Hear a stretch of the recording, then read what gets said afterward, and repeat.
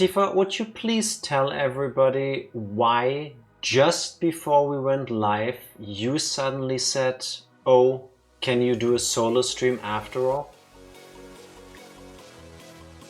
Yes, well, I'm putting you on blast in front of everybody. Fess up.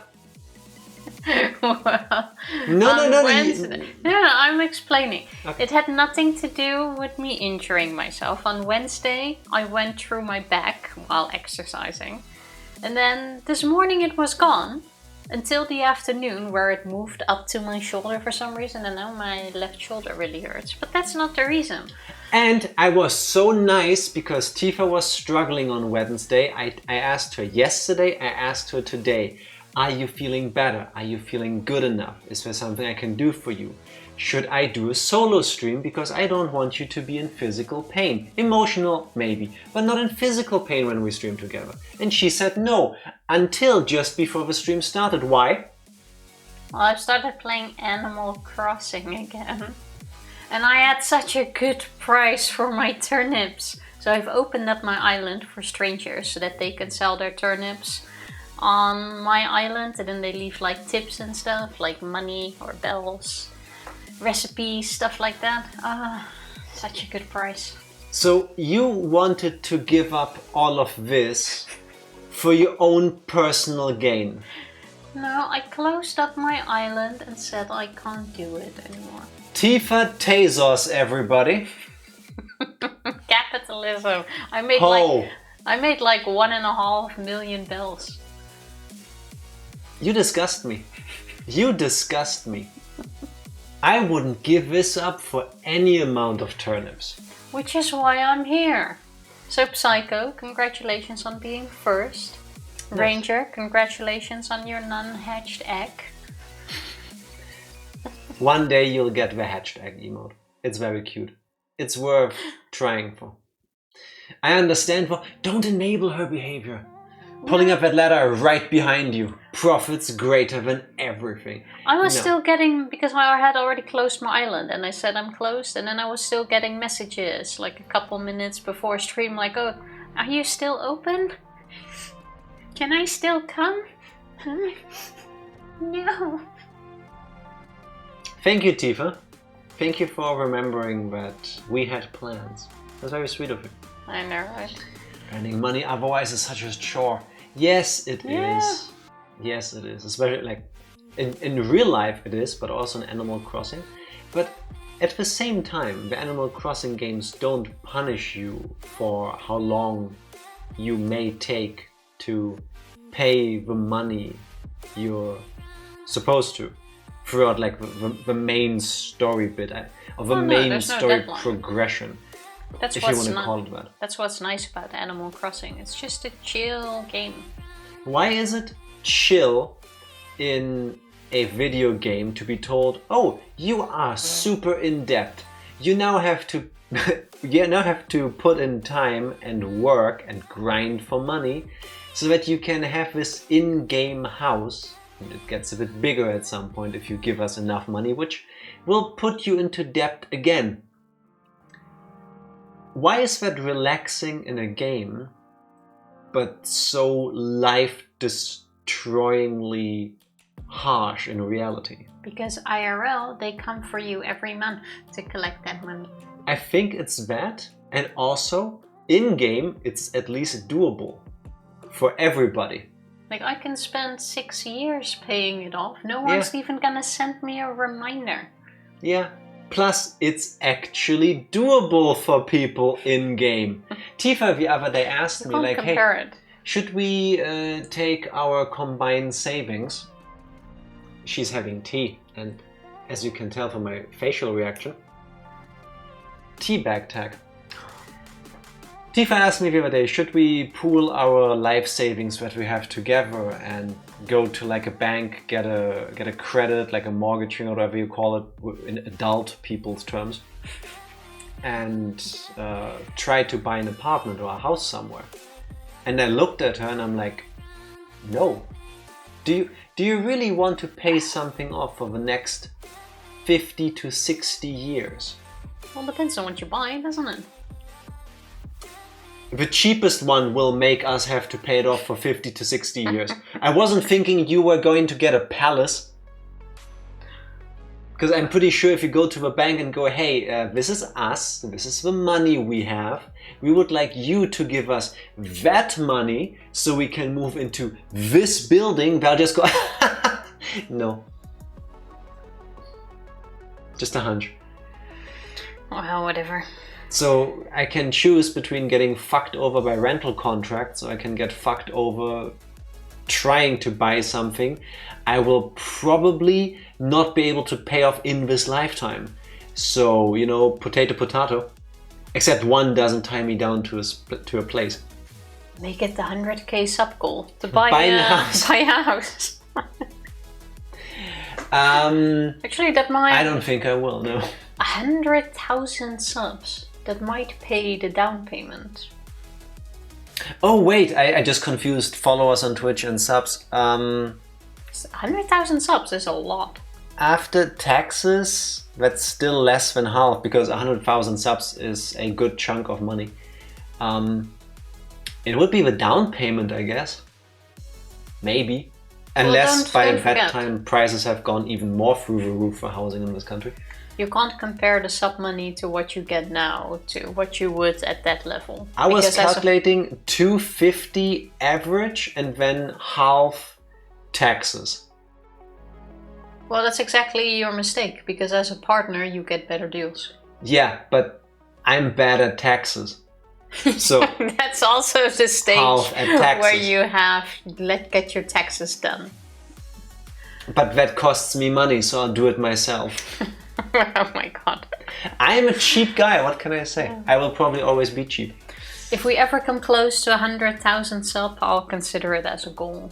Yes, and we will credit you for the glorious idea, Psycho. And as a thank you, we'll send you a postcard. No, I'll put a bench in the garden and it will say something, you know, when someone sponsors a bench in a park, it has like this plaque on it with their name. Sponsored by family, blah, blah, blah. I think usually the plaques I've seen were like couples doing this kind of, I think, cute thing where either they bought it together or one gifted it to the other because it's like their favorite spot to sit in the park or something. That could also be. Or like at a zoo when you sponsor an animal. Do you want to sponsor an animal? Oh well. I feel like in a way you're sponsoring me and I'm sponsoring you. That does seem about right. We share the bills on everything, so, you know.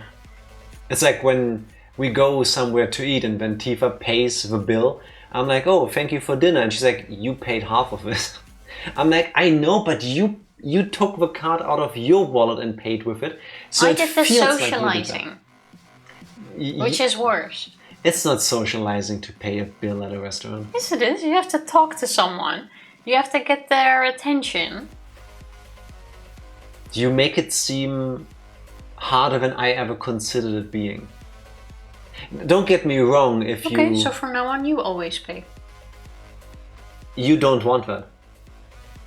So first of all, I understand that some people struggle with those types of situations, and you know, that's what it is.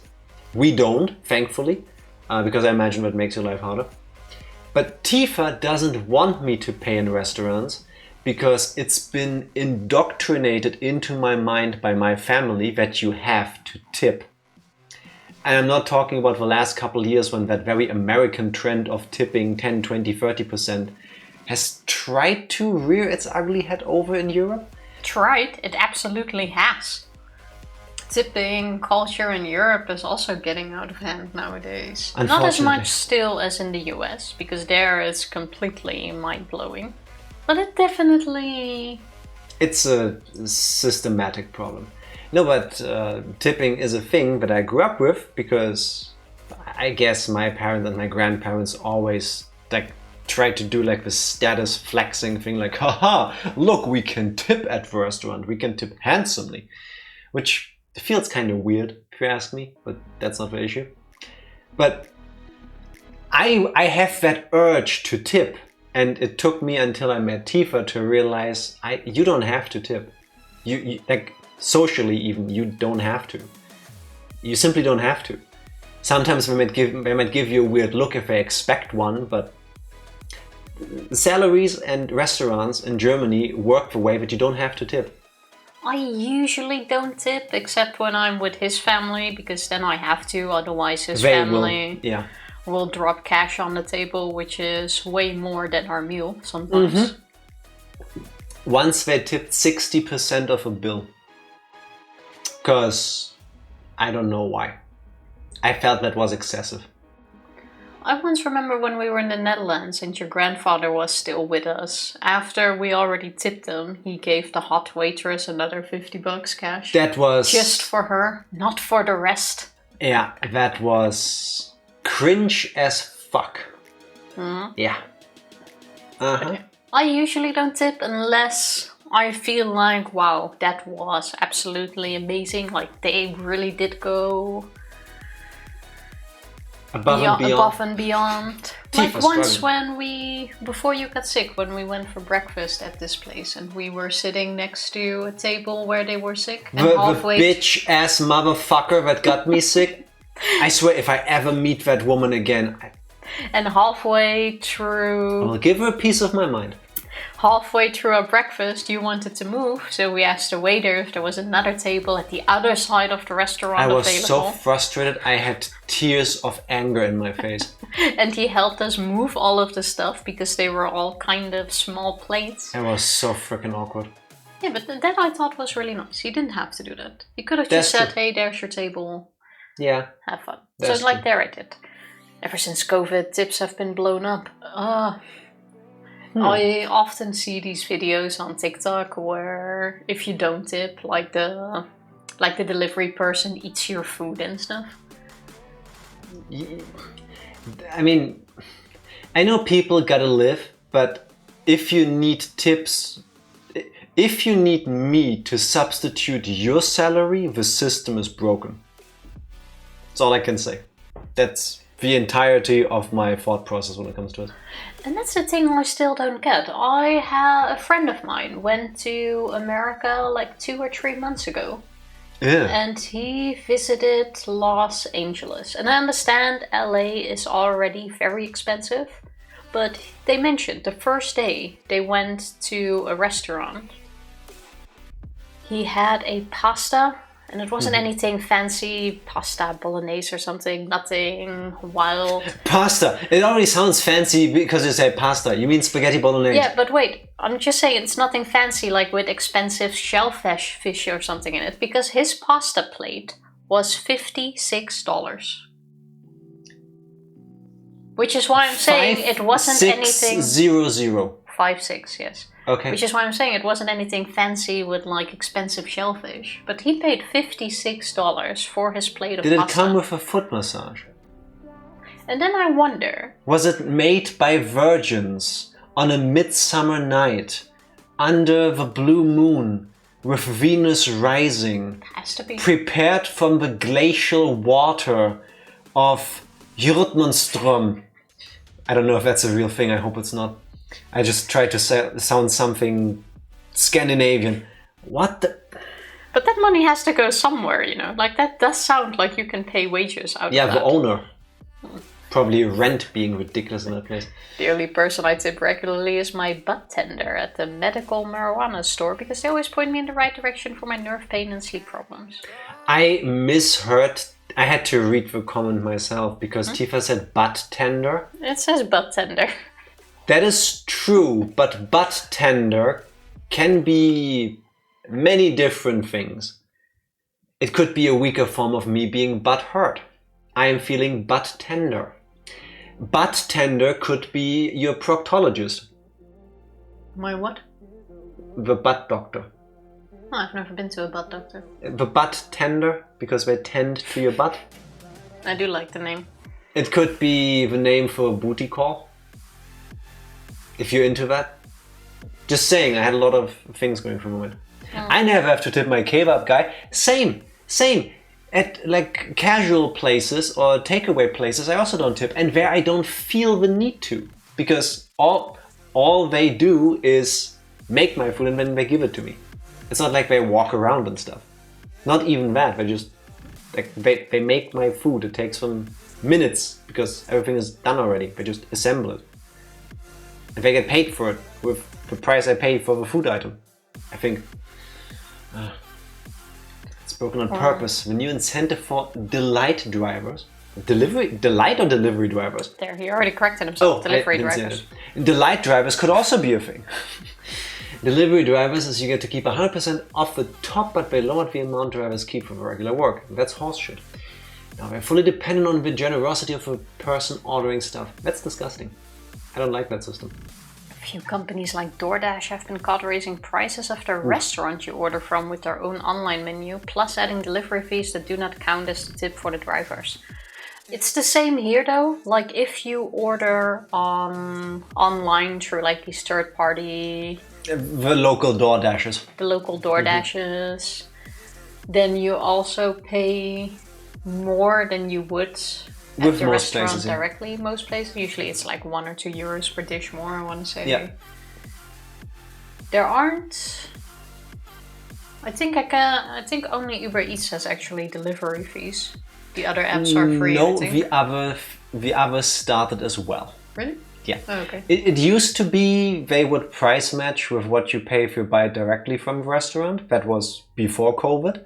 Then they upped their prices, which I could still understand because the reason they give is the store doesn't have to take care of all the infrastructure.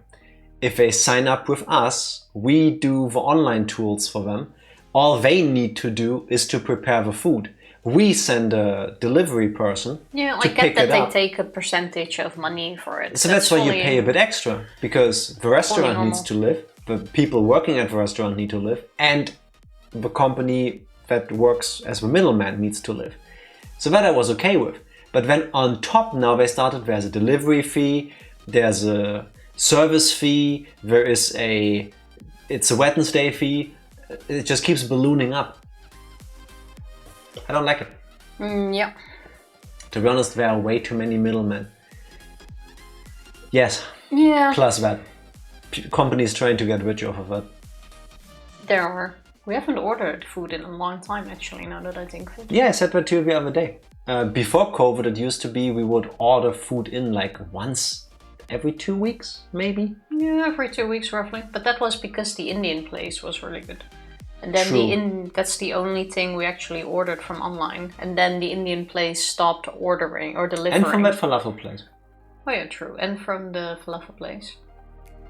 And then we just stopped after they stopped delivering. Then COVID happened, you know, and then afterwards prices just went through the roof. And at some point I'm like, no, I don't want to anymore.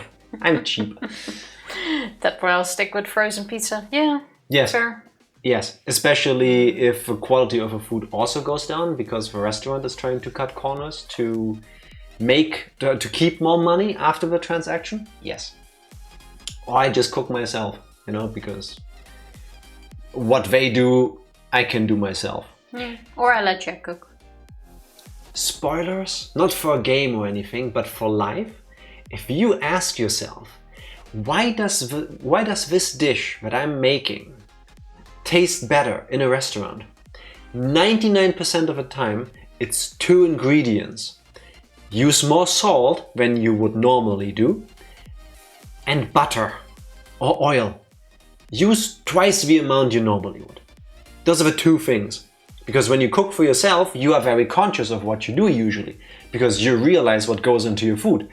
At a restaurant or a takeaway place, you don't see how it's made usually.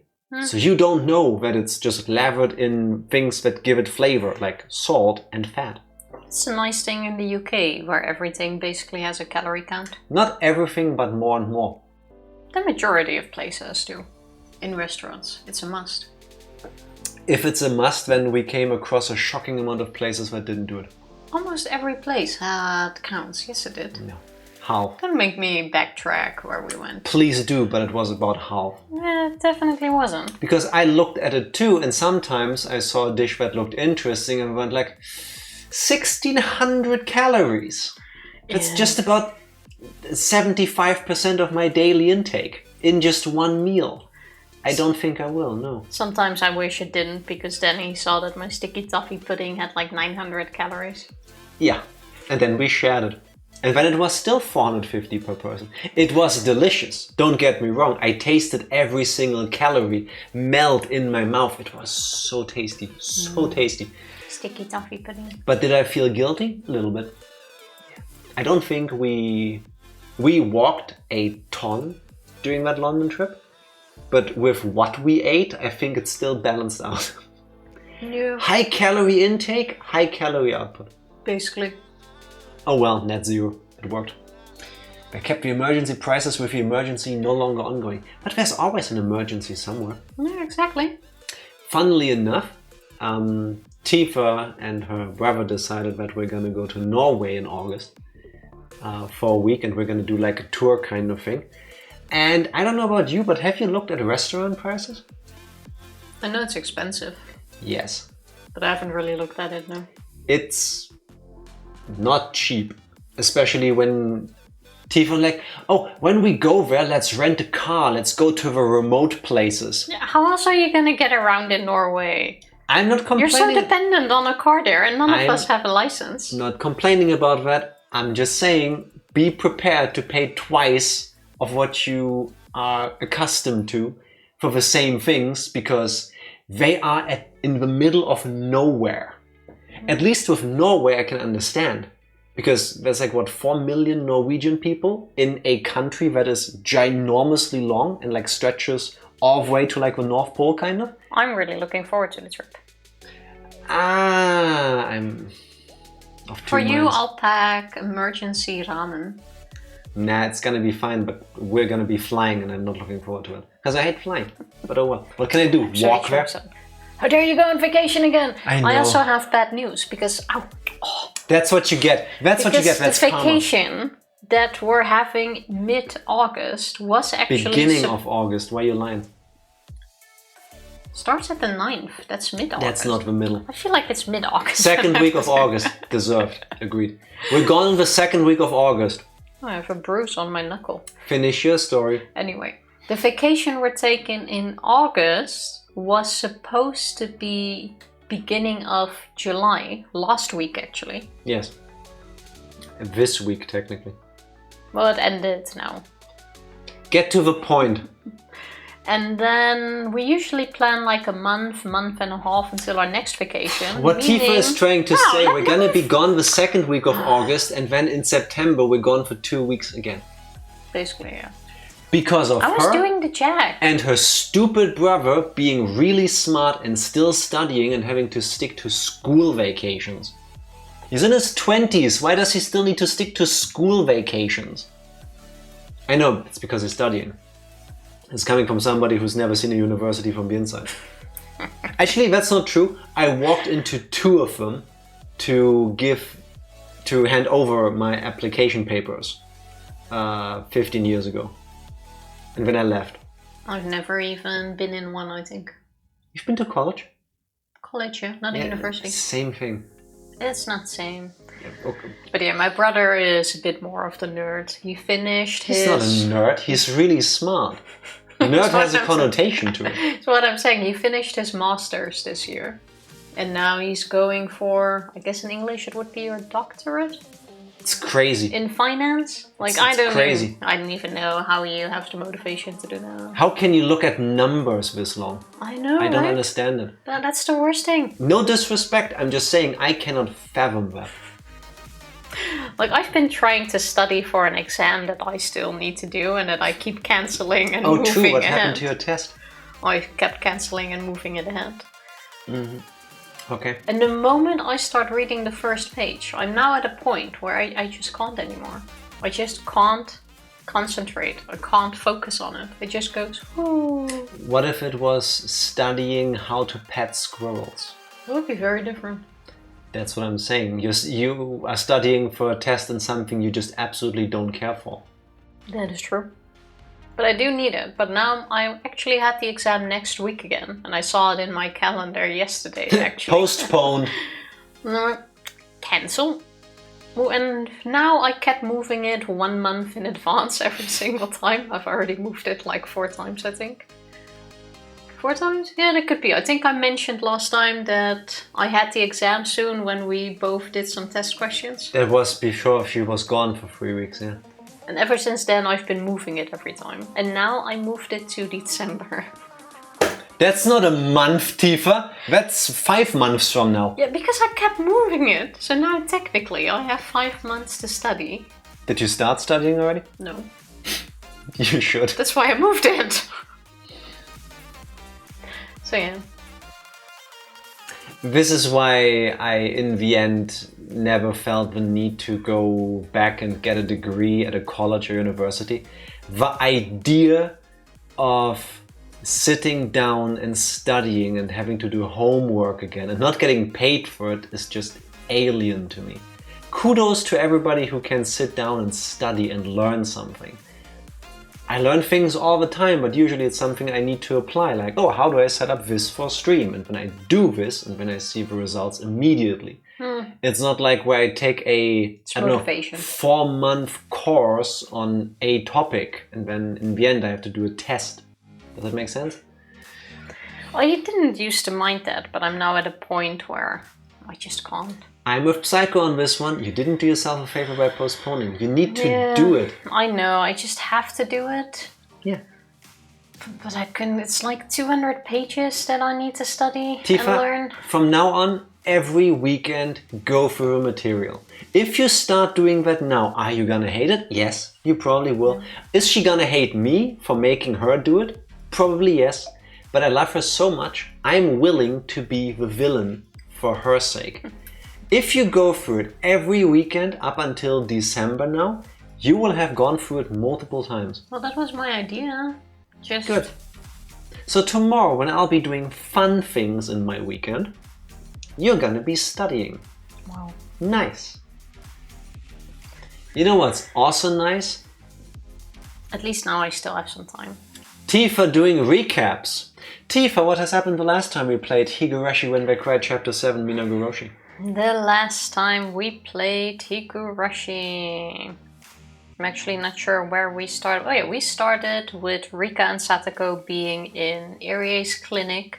Satoko was having some tests done on her. She got like a shot and she had to do some mental training or mental tests. And it turns out she has a disease, which... An incurable disease that we don't really know anything about.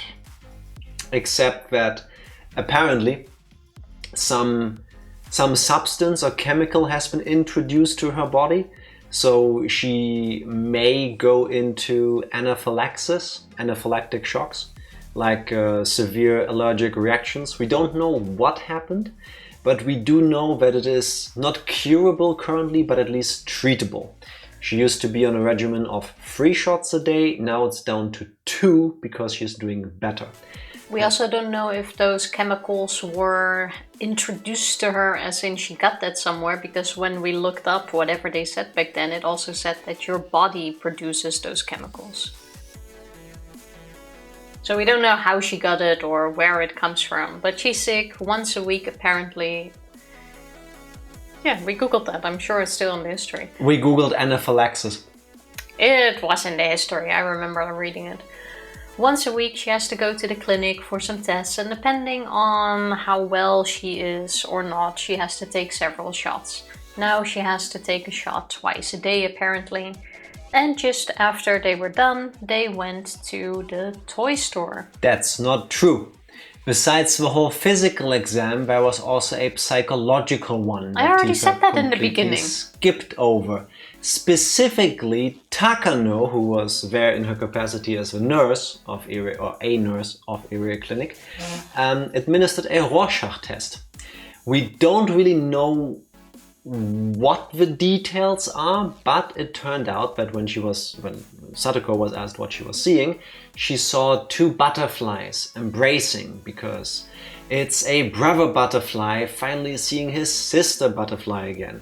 You know, the whole Satoshi being gone and her missing him dearly, that kind of influencing her Rorschach test, I guess.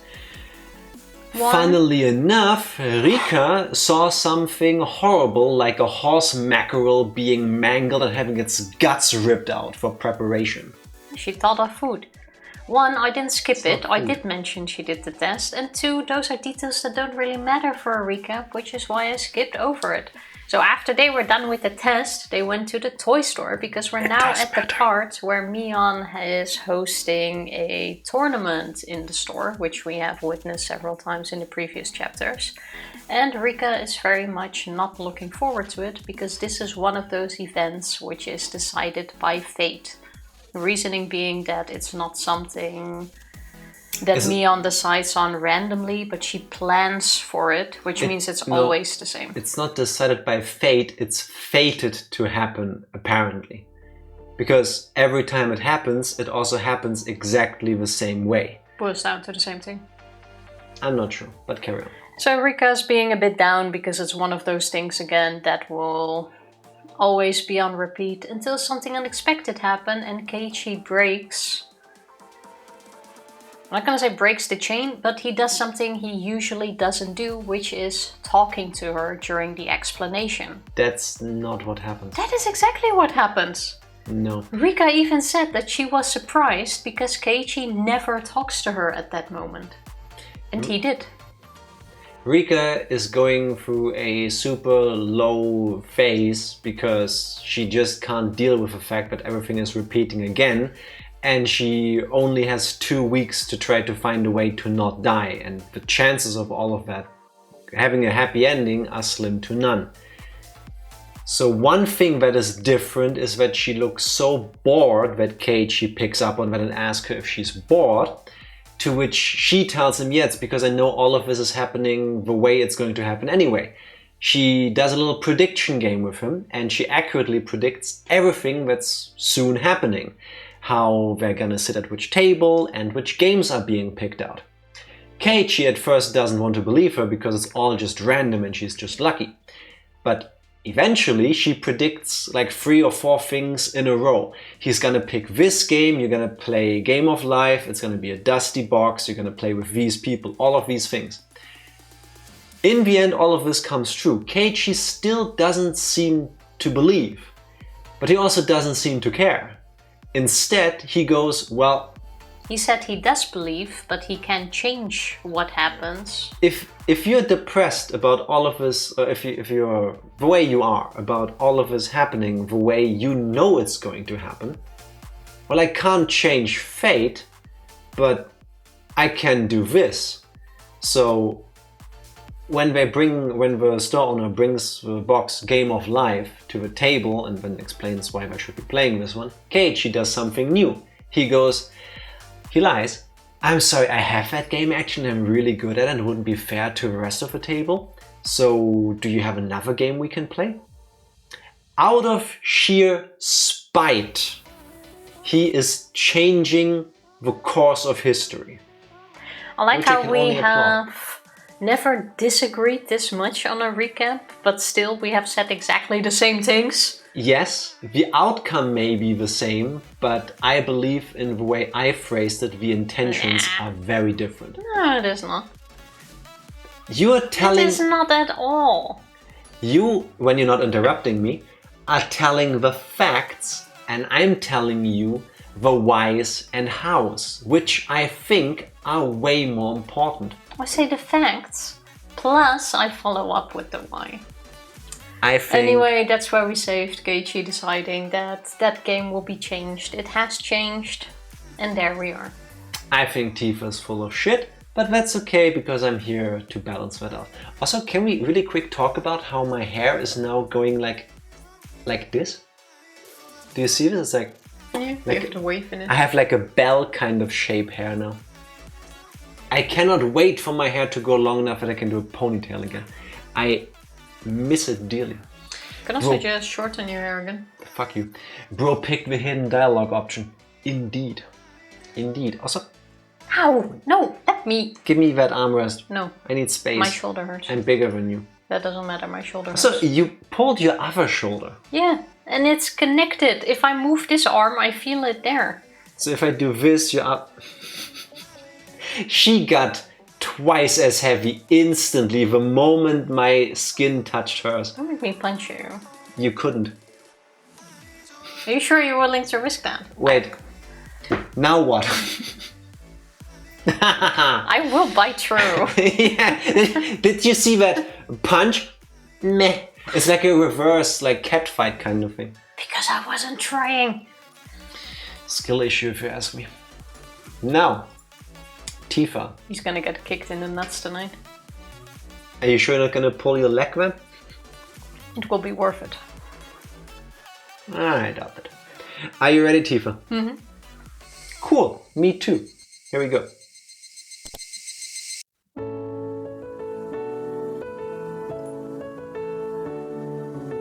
To remind everybody, and with everybody I mostly mean Tifa, Tifa appears to be the narrator in this chapter.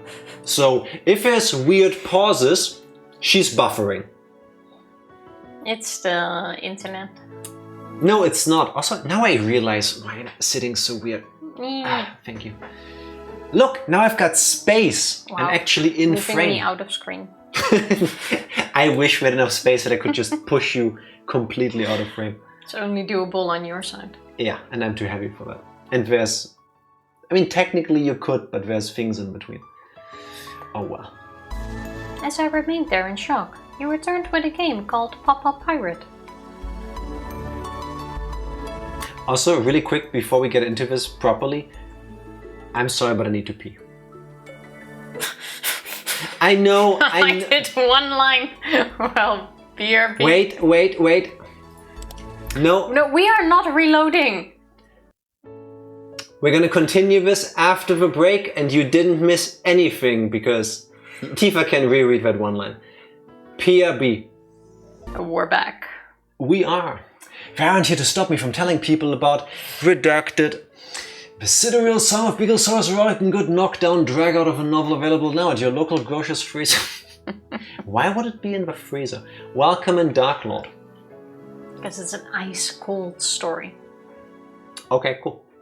Welcome in. Tifa, why have you not read your line yet?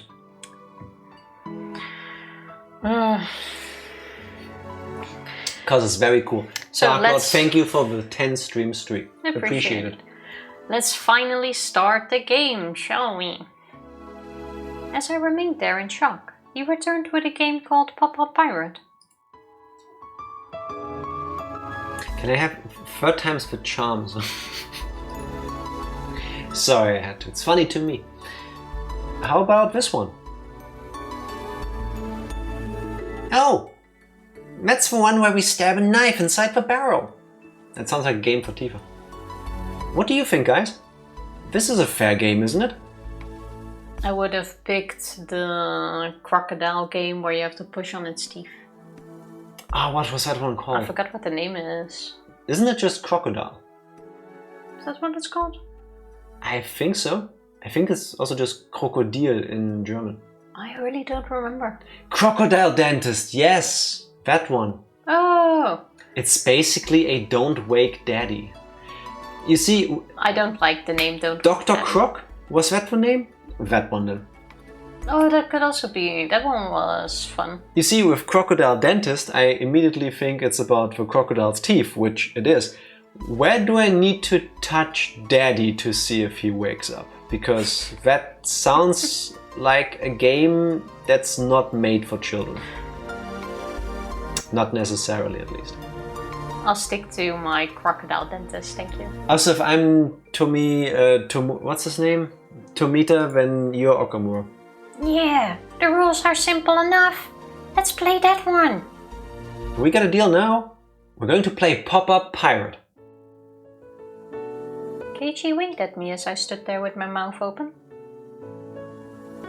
It looked like he had just forcefully changed my prediction. Didn't even have her mouth open. But, for me, it's not that simple. It was supposed to be fate. That's why the owner brought the game of life to their table. They were supposed to play that game. That's what happened the last time. Yeah, fuck your fate, Rika. That's what was supposed to happen. But he just changed that fate in front of my eyes like it was nothing. It's as if someone asked me to stand an egg on its end.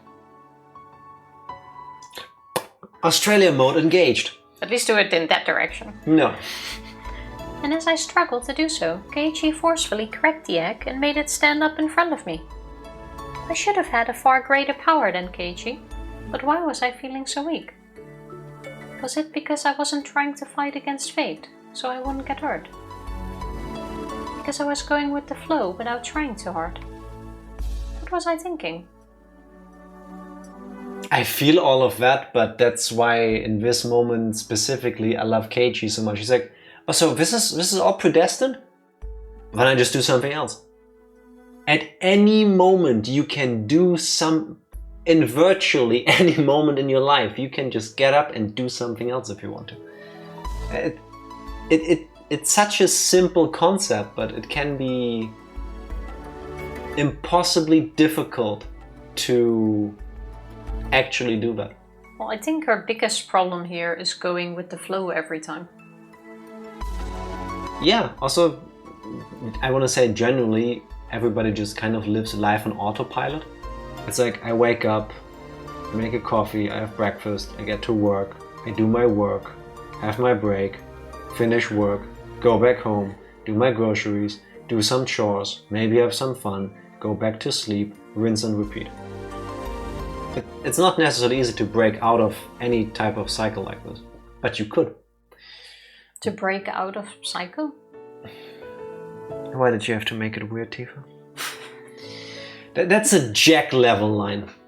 Don't Wake Daddy was a similar game when you have to sneak out of bed in the dead of the night without waking Daddy. Okay, so that's way more innocent than what was happening in my head. You push an alarm clock and if you press it too many times he wakes up. Well, why would you push the alarm clock if you're trying to sneak out of bed? So that the game can happen, Tifa. And that's the last thing I would touch. Yeah, but do you really want to teach little children how to sneak out at night without their parents finding out? No. You really don't. Did you see that look on her face? This is why it's a good thing that we don't have children. I would have been a fun parent. We can be funkles and fawns. Fuck what you heard. It's what you're hearing. Indeed. You looked so bored just a few minutes ago. I know why. You didn't want to play the fishing game, did you? Yeah. I'm not going to hide it anymore. Then that's easy. So, I'm a witch who's been living for more than 100 years. So I thought I was better than everyone just because I can see the paths of fate. That's stupid. I really am so stupid. Keiichi tapped me on the back. That was a sound effect, like a split second of a longer sound effect of somebody slipping on something and falling over backwards. It felt like a little squish. Yeah, like a squeakiness, yeah. Like a wet surface kind of thing. Basically. He was urging me to return to my table. The sensation of his touch filled up my heart with emotion. That's also a thing that keeps happening. Being filled with emotion. When he touches you, yeah. Kinky. Oop. Did that work? I feel annoyance. No, but when he touched Reina's wrist, that also became a recurring thing that she would occasionally think back to. Don't remember. There I thought it was because of romantic feelings, but apparently him touching people has a effect. I wasn't going to stand idly by anymore. I thought I couldn't cheat fate. I thought 2 weeks wasn't enough. But Keiichi justified his fate in a matter of 5 minutes. I feel bad for the fishies when I play the fishing game. I want to play something else. It works. It works. You can say no to a board game, you know? The stakes are relatively low. But the fishy game with the magnets is kind of fun. Yeah, but she feels bad for them. I get it. That's why I became a vegetarian. I mean, not this game, but the same idea. Let's play Dr. Croc. There we help the crocodile. Yes, that is a very nice game. He's figuratively and literally reaching out to support his friends. Basically, you're so vegan you don't even want to hurt the plastic ones. I think that's adorable. I think the world would be a better place if more people thought like this. It still comes with the emotions. Yes. The other people at my table looked at me with confused expressions. Their reactions were scaring me. Right at that moment, I could really feel that I was facing the impenetrable wall of fate. Even so, I have nothing to be scared of. Sure. What game do you want to play? I want to play whatever you want. They accepted my suggestion and gave up on the fishing game so easily. Also, real quick, sorry to keep interrupting, but I thought this was the school kids. Because suddenly there's a man. No, it was just a town event. Everyone can come. Oh, and it just so happened that a couple people from school dropped by, like Tomita and Okamura. Okay. Well, probably the entire class, but it's a public event. That's right. I used to be much more aggressive before, but I became so tired and bitter and mean. I gave in to fate, but I'm not going to yield anymore.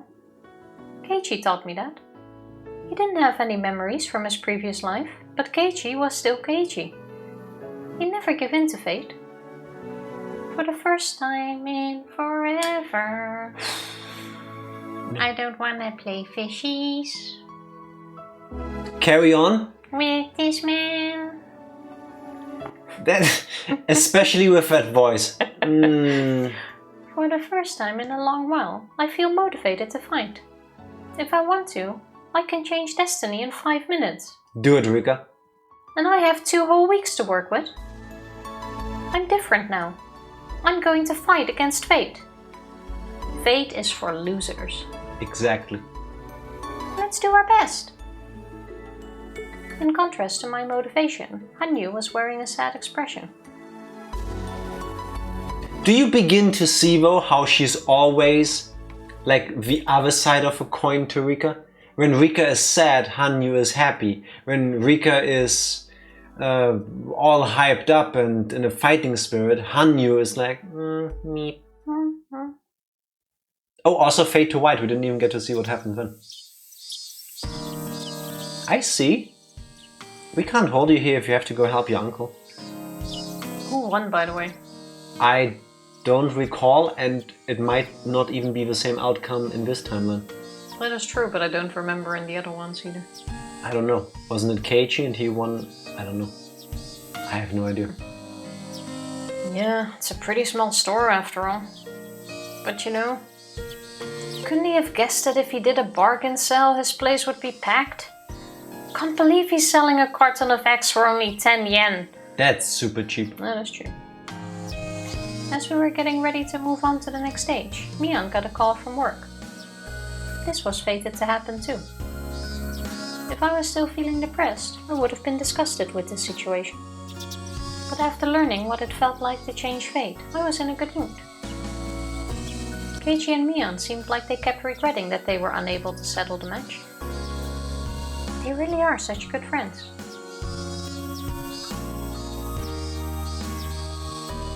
They are so close.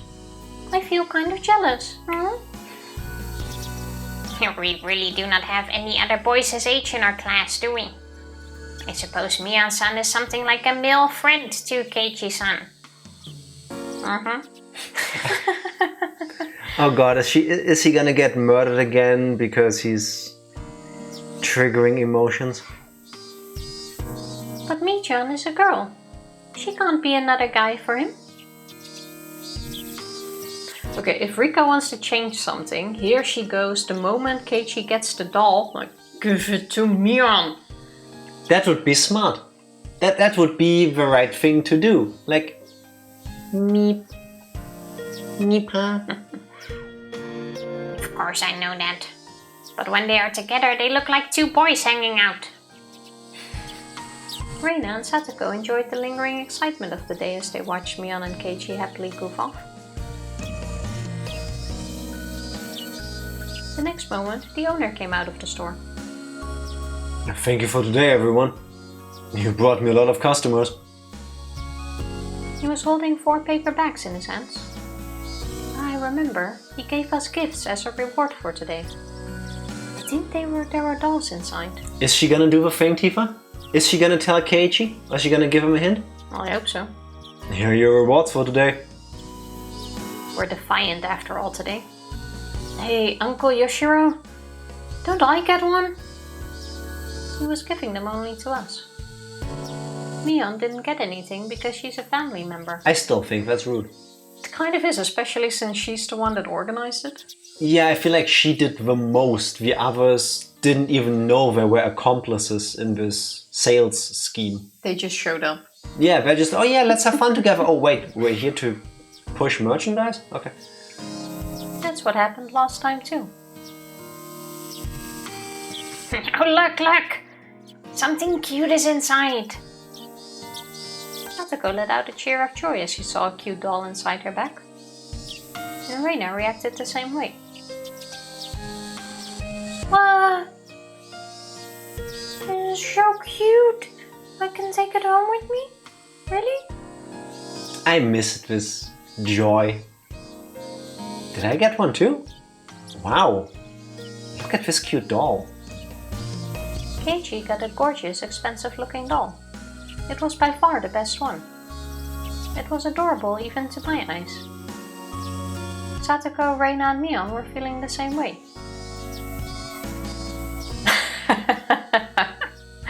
Kei-chan got the one that fits him the least. Mion started making fun of him right away. She was only saying that because she was jealous that Keiichi got a doll that she really wanted. Give it to her. Change fate. This is pretty and cute. I can admit that, but it's not really my type of toy. Do it. Yeah, people will think you're a pervert if you carry that thing around. Mion just can't be honest with herself.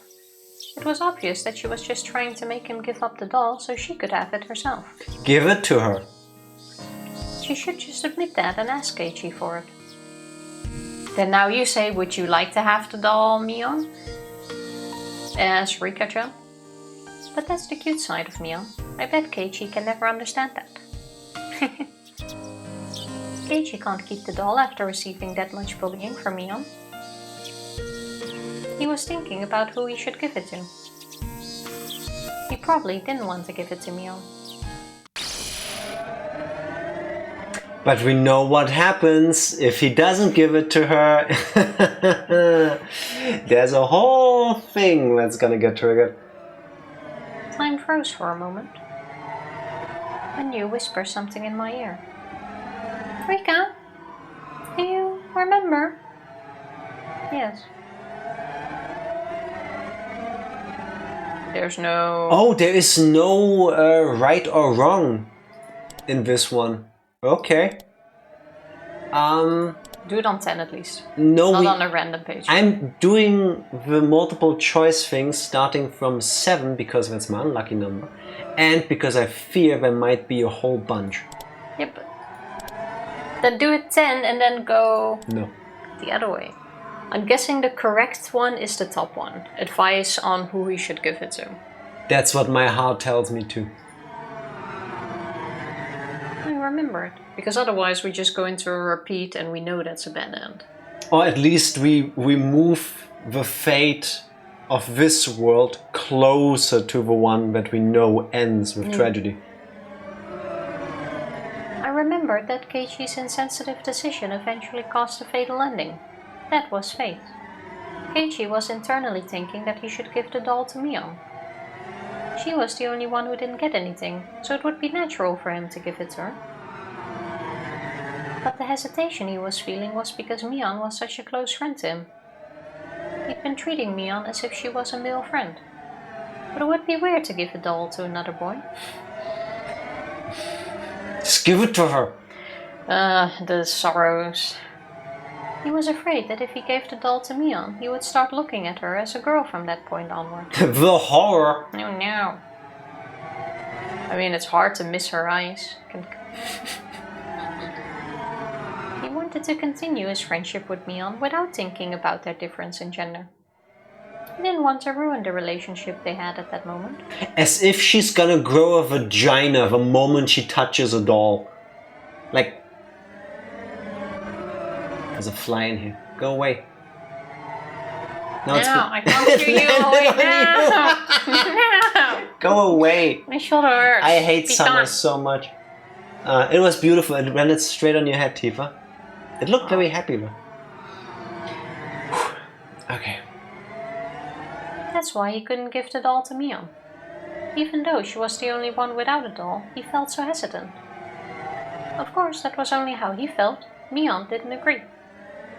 In actuality, she wished he would treat her more like a girl. Just get to it.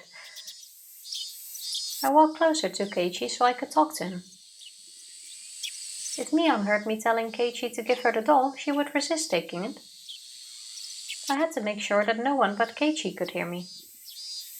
I also had to make this very quick. Mion. I poked Keiichi in the back. Huh? Keiichi, the person who really wants that doll is the one who's bullying you the most about it. I was going to say that, but Keiichi opened his mouth first, even before I could say anything to him. Don't fuck this up. He's gonna give it to her now. I know. I hadn't said anything to him yet, but Keiichi told me that he knew. I felt confused, not knowing what he just meant. He turned around to face Mion, smiling mischievously. Is he gonna give it to Rika? He's gonna give it to Rika.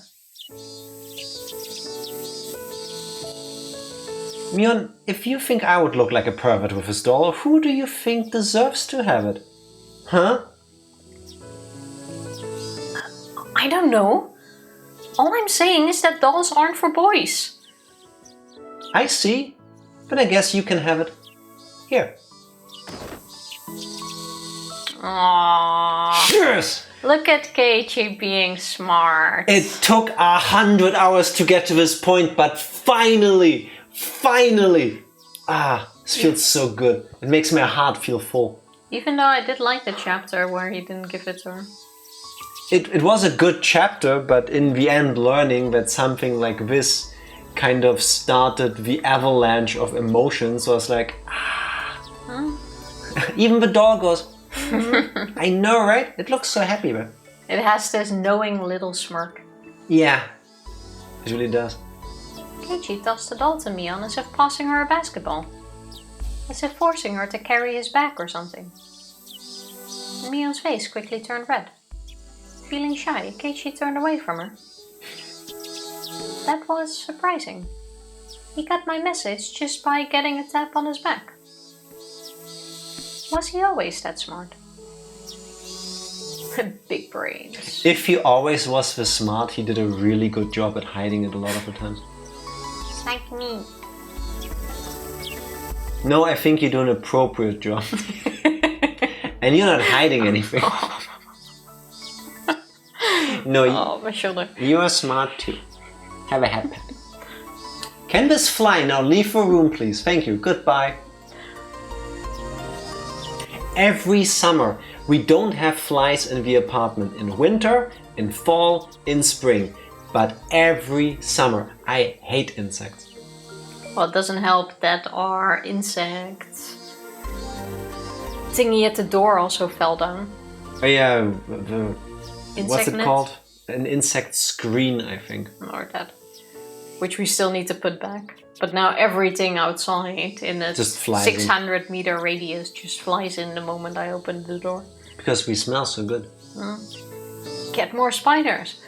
Funnily enough, there were so many spiders around, and ever since I feel like I said beginning of this week that we need to start evicting some, I haven't seen any. I vacuumed the day after she said that on stream, and ever since then they're missing. I didn't suck them up with a vacuum. I do not do that. If I go near cobweb with a vacuum and I see there's a live spider in there, I leave them alone. That's where I'm at.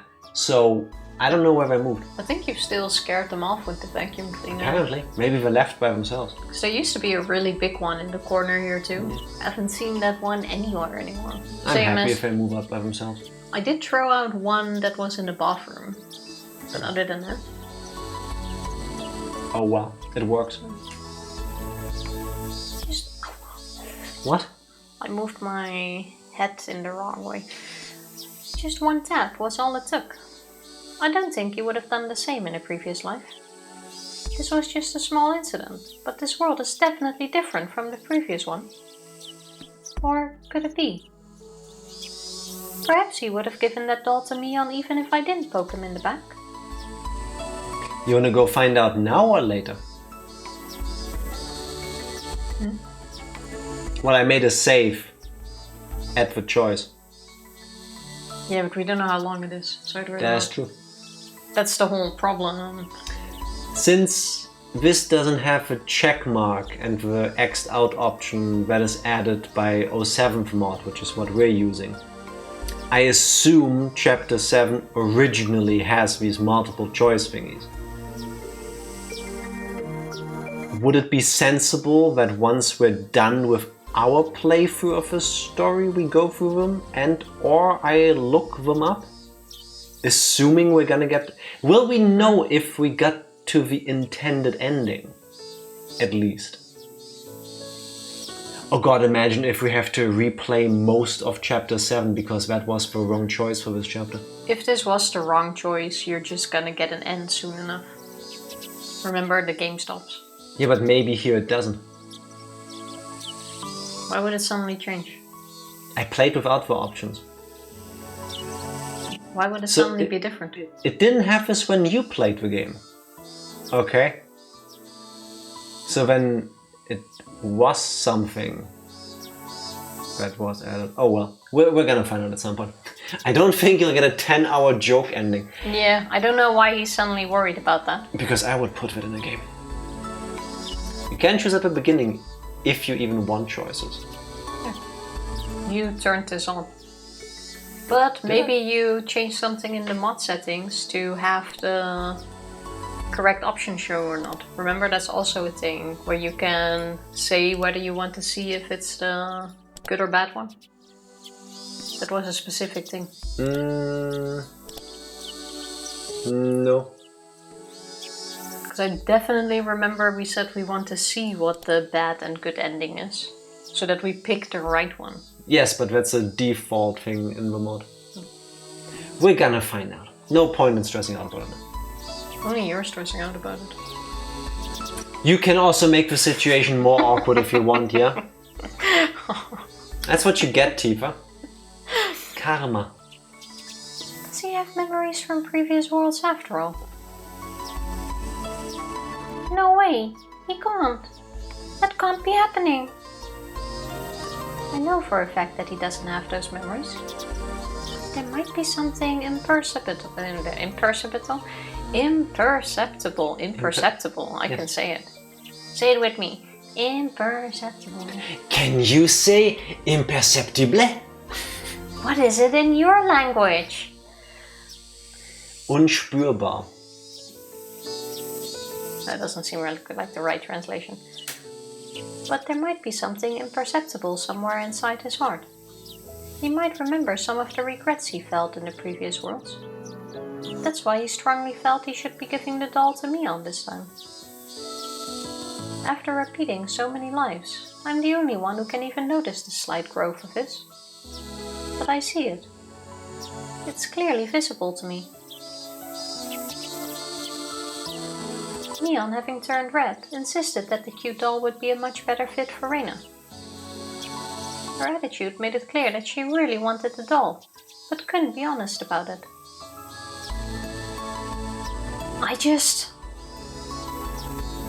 This old man just thinks that cute dolls like this are more for girly girls, you know? This doll doesn't deserve to be owned by a tomboy like me. Shion! I know that you want it. It's written all over your face. It's a subtle adjustment, it is indeed. I'm very happy for Mion. No!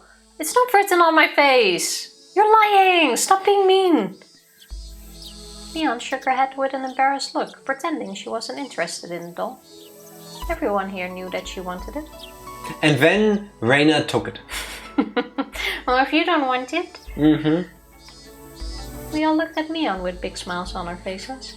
Oh, that would be kind of funny. Then in this ending, Mion still loses her shit because Reina took the doll. Now she loses her shit and has Shion kill people because her friends allowed her to be this embarrassed in front of Keiichi. Yeah, but this time also Satoko doesn't die. It's Rika that gets, it's Reina that gets tortured. No, Rika gets killed by Mion because she gave up the jig. She tapped him in the back. She didn't notice that. No, back. You smell like a baka. One of my favorite memes of all time. You messed up the line though. Did I? Mm-hmm. You kind of smell like a baka. I need to watch a 10-hour version again after the stream. If I can't say potato in a pot, you can't miss a word. What? Potato in a pot? I said potato in a pot instead with of a lot of stick 'em rinse in a reference. stew. Yeah. Nope, this is the chapter where Reina goes on a rampage and kills everyone for the plushie. Oh, that would Or also that. actually be really interesting. Yaya, how are you doing? I could see it. Welcome in, Yaya. I'm kind of curious to see where or Potato in a pot? who will escalate in this one. Hanyu. Could be, but what's she gonna do? I don't know. Explode. I don't know what yokai do. I don't know any yokai personally. Sorry, yokai. You guys are so not ready. Alright, strapping myself in. I would, but my shoulder still hurts. Hey, it's not like I can only give this doll to a girl. Just think of it as my gift to you, as a friend. Is that so?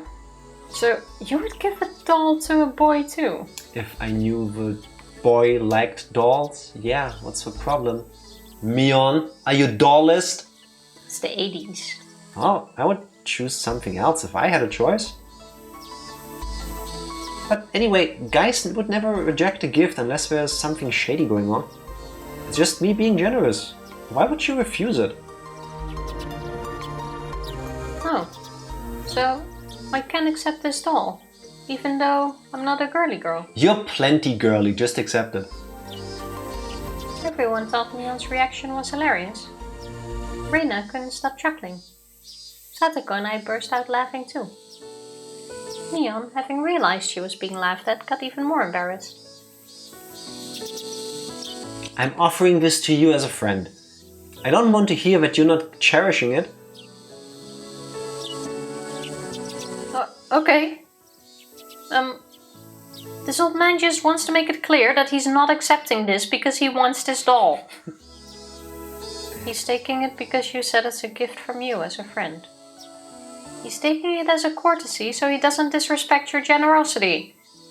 You will take the doll and you will like it. Exactly. Shut the fuck up and accept it. It's 8:15. It's time for you to enjoy your gifts. Hanyu was cracking up too. She was laughing in a loud voice, knowing that no one could hear her anyway. But was this really a good way to resolve the problem? I thought that Mion's issue in the previous life was that she wanted Keiichi to treat her like a girl. She got the doll, but Keiichi still wasn't treating her that way. Still, Mion looked very happy. Maybe it wasn't a big deal after all. I'm sure that Mion will take that doll with her to bed tonight. She'll kiss it goodnight too. I could bet on that. It was written all over her face. I mean, it's a start at least. That's what I'm true. thinking. She's finally accepted it. It was a challenge just for me to give her a doll. Keiichi turns around to face us, smiling bitterly. And now Rika starts crying because she wanted the doll. The poke was to ask for it. Yeah, oh my god, imagine. Now Rika goes haywire, which triggers Oyashiro-sama to lose his temper, and we all die. Oyashiro. You did it though. Yep, it was perfect. I'm impressed that you managed it. Mion-san was hilarious. It was obvious the moment you looked that you really wanted the doll. Isn't that the truth? Hey, you guys. Are you saying rude things about this old man? Knock it off already. Don't you have to get to work? You're going to be late. We want to talk about you behind your back some more. Please leave. You guys better watch yourselves. I can just see her do this as she leaves. Mion seemed like she wanted to stay longer, but after looking at her watch, she started heading to work. Everyone was wearing smiles on their faces. Today was such a fun day.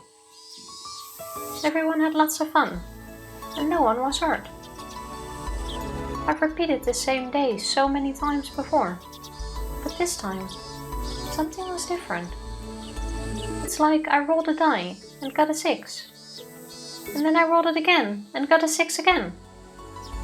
I don't know if this was just a lucky coincidence, or if it was meant to be. It's as if the god of fate is celebrating my motivation to fight against him. Except Mion's ego, she's gonna get over it. She'll have to, right? I think she actually enjoyed it. Maybe she just has to learn to be happy with it. There's no coincidence, only Hitsuzen. As always. Good times with Oyashiro-sama. But if you roll 6 for a third time, you go to prison. I hope not. Rika deserves a happy end. Well, if we then stay there, that's a good sign, because then we can't die. You still can. Volcanic gas eruption. Fair enough. Good times with Oyashiro-sama. I was watching TV with Satoko and Hanyu after eating dinner. It was a variety show, and the performers were making the audience laugh. We were laughing too. Look at you now. But it looks so painful. Eep, eepa. While the three of us were enjoying ourselves, in reality there was only Satoko and me in the room. I'm the only one who can see Hanyu. Hanyu? Satoko can't see her at all. Hanyu responds every time Satoko says anything. Satoko can't hear her, but Hanyu still responds to her when she's in a good mood. It's like she's answering a question asked on TV. You could even compare it to playing house. She started playing this game with other people because she can't communicate with anyone else but me. I would get so confused so fast. Hanyu, she always attends our club meetings and has a good time there too. If she could communicate with my other friends, she would have been such a good match for us. But I don't want to hurt her feelings by thinking about that. If the story of the miracle written in the old scriptures is true, if it's really Hanyu who performed it, she's someone who had tremendous power long ago. But now she doesn't have any spiritual power, and I'm the only one who can even see her. She has never told me how she lost her power. I just have to assume that her spiritual power diminished over time. Diminished over time. It dished over time. Sometimes with soy sauce, sometimes with... I said diminish. Yeah, diminish. Hanging in a chow line. Good times. I hope you got something nice. Rika didn't kill herself. That's a good thing. It's completely out of Minish. I'll give all of you Minish. And we're playing Minish Cup again? Also, if she lost her power, how does she still rewind time? Diminish doesn't mean lost. Fair enough. Diminish means lost parts of it. You know? Also, which timeline are we in now? Because if she rewinds time to a certain point, is the uncle still around? Is Teppei still alive? Are we in a timeline where Keiichi killed him? Is that also randomized every time? That's a different world, yes. Fuck Minish Cap, never found the last heart piece. When we played it, we didn't even go look for him. I don't even remember. Maybe one day we'll redo it again. Probably not. There's a legend in the Furude family that says that Oyashiro-sama will be reborn if a girl is born to the family 7 generations in a row. With my birth, Hanyu was finally able to communicate with a human for the first time in centuries. Does that mean that Oyashiro-sama has returned? The villager's image of Oyashiro-sama doesn't quite match up with that of Hanyu. Wait, I need to be very anal about something. There's... Keiichi is Oyashiro-sama. Somehow. Or more specifically, it doesn't have to be Rika. There's a legend in the Furude family that says that Oyashiro-sama will be reborn if a girl is born to the family 7 generations in a row. But then Keiichi doesn't make sense because he's older. He was already there when Rika got born. No. If we take the wording literal, Oyashiro-sama will be reborn. Yeah, I get it. It doesn't need to be Rika. It can be someone else. Yes. But it would be weird for that someone to already be there. If Why? you're reborn, you get reborn. So you know how local deities work. That means he would have just spawned in Keiichi. I mean, saying Keiichi is Oyashiro-sama. On Hinamizawa. Doesn't matter. With Keiichi it just makes sense because he gets introduced to the mix and then things happen. So, like my brain links those 2 events together. But the whole thing that Rika is the incarnation of Oyashiro-sama doesn't have to be the case as per this way of phrasing it. Yeah, I agree. But with the logic that is actually written, Keiichi also wouldn't make sense. Maybe he has that thing where he ages faster. I don't think so. The villager's image of... Oh, I already did this one. No, you didn't. Yes, I interrupted you before that. The villager's image of Oyashiro-sama doesn't quite match up with that of Hanyu. You didn't, but still. Especially when I see her lying on her belly and watching TV with Satsuko.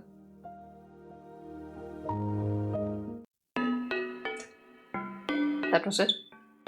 Cool. Thanks for the details, Rika. I wouldn't know where to put them all in my head, I guess. Well, the hint here is Oyashiro-sama gets reborn as someone. She didn't say that. He gets reborn. She didn't even say incarnated, just reborn. Fair enough. Somewhere in that stupid old-ass swamp, there's a little worm that started smiling the moment Rika was born. Also, for all we know, they could still bring back that one single throwaway line. Hey Keiichi, your mother was originally from Hinamizawa and she left and she came back. She was a cold woman, wasn't she? I'm telling you, she's gonna be the offshoot of a Furude family. She is actually the 7th daughter. And when she gave birth to Keiichi, therefore giving birth to Oyashiro-sama, because the wording that Rika just used is wrong too. Technically it's, you need to roll a 6 7 times in a row. There have to be 7 Furude girls in a straight line, and then the next kid is Oyashiro-sama. That definitely makes sense, but if it wasn't for the line where she said that when Rika was born, Hanyu could finally communicate with someone. Because she was the 7th generation. Yes, but why are we linking her being Oyashiro-sama's incarnation to her ability to see Hanyu? Especially if there's still a realistic chance that Hanyu is just her imaginary friend. It could be. What? We don't know yet. I know I've heard some people mention it before, but they were serious about that? This world always has a lot of nice suggestions, but they're mostly out of politeness, right? They're just something you laugh off and reply with, that would be nice. But those ideas generally end up as jokes, so it's crazy when they turn real. What? Can we be part of the conversation too? Yeah, I'm serious. Uncle Yoshiro was giving you a ton of praise too. He said it was amazing how well that pop-up pirate game went in the toy store yesterday. I had no idea. No idea you could play that game like that. I should mention that some of the kids around my table wanted to play with you too. Keiichi is a genius when it comes to playing games. You know, I wasn't just playing around. I was giving it my all because I had no choice but to win. No. Oh, this is Keiichi, isn't it? Now it's Keiichi. The narrator just swapped because we can see Rika. We have changed. Finally, I reclaim my spot. I was getting so tired of not hearing my own voice all the damn time. You can have it. You know, I wasn't just playing around. I was giving it my all because I had no choice but to win. I guess we made it look like a ton of fun for the audience, though. What? Why is Shion suddenly there? What? Also, is this a new outfit? When did that happen? I definitely don't recall this. Okay, fit check. She's never worn that outfit before, right? Tifa, I have a question. Who is the person that designs a school outfit that sticks to a girl's body? Because that shirt she's wearing is either affixed with adhesive tape to her, or it's painted on, at least in part. Don't forget they don't have school uniforms. They just buy it somewhere from a second-hand store. And she went to the fetish store and bought a latex shirt. Basically. Okay. See, that outfit makes more sense. Oh, look at the cute little heart on her arm tag thing. Yeah, they kept the heart. That's so sweet. Sorry, my eyes were somewhere else in the previous artwork. Yeah, but in the previous one you definitely should have seen it, because it's at her boobie. I was stuck somewhere between the short necktie and yeah. This one doesn't have it because... Here they just left it out, probably. I love though how in this art style she puts the Higurashi lean into it. But, not the Higurashi lean? Yeah, it is. No, it isn't. It's not a thing.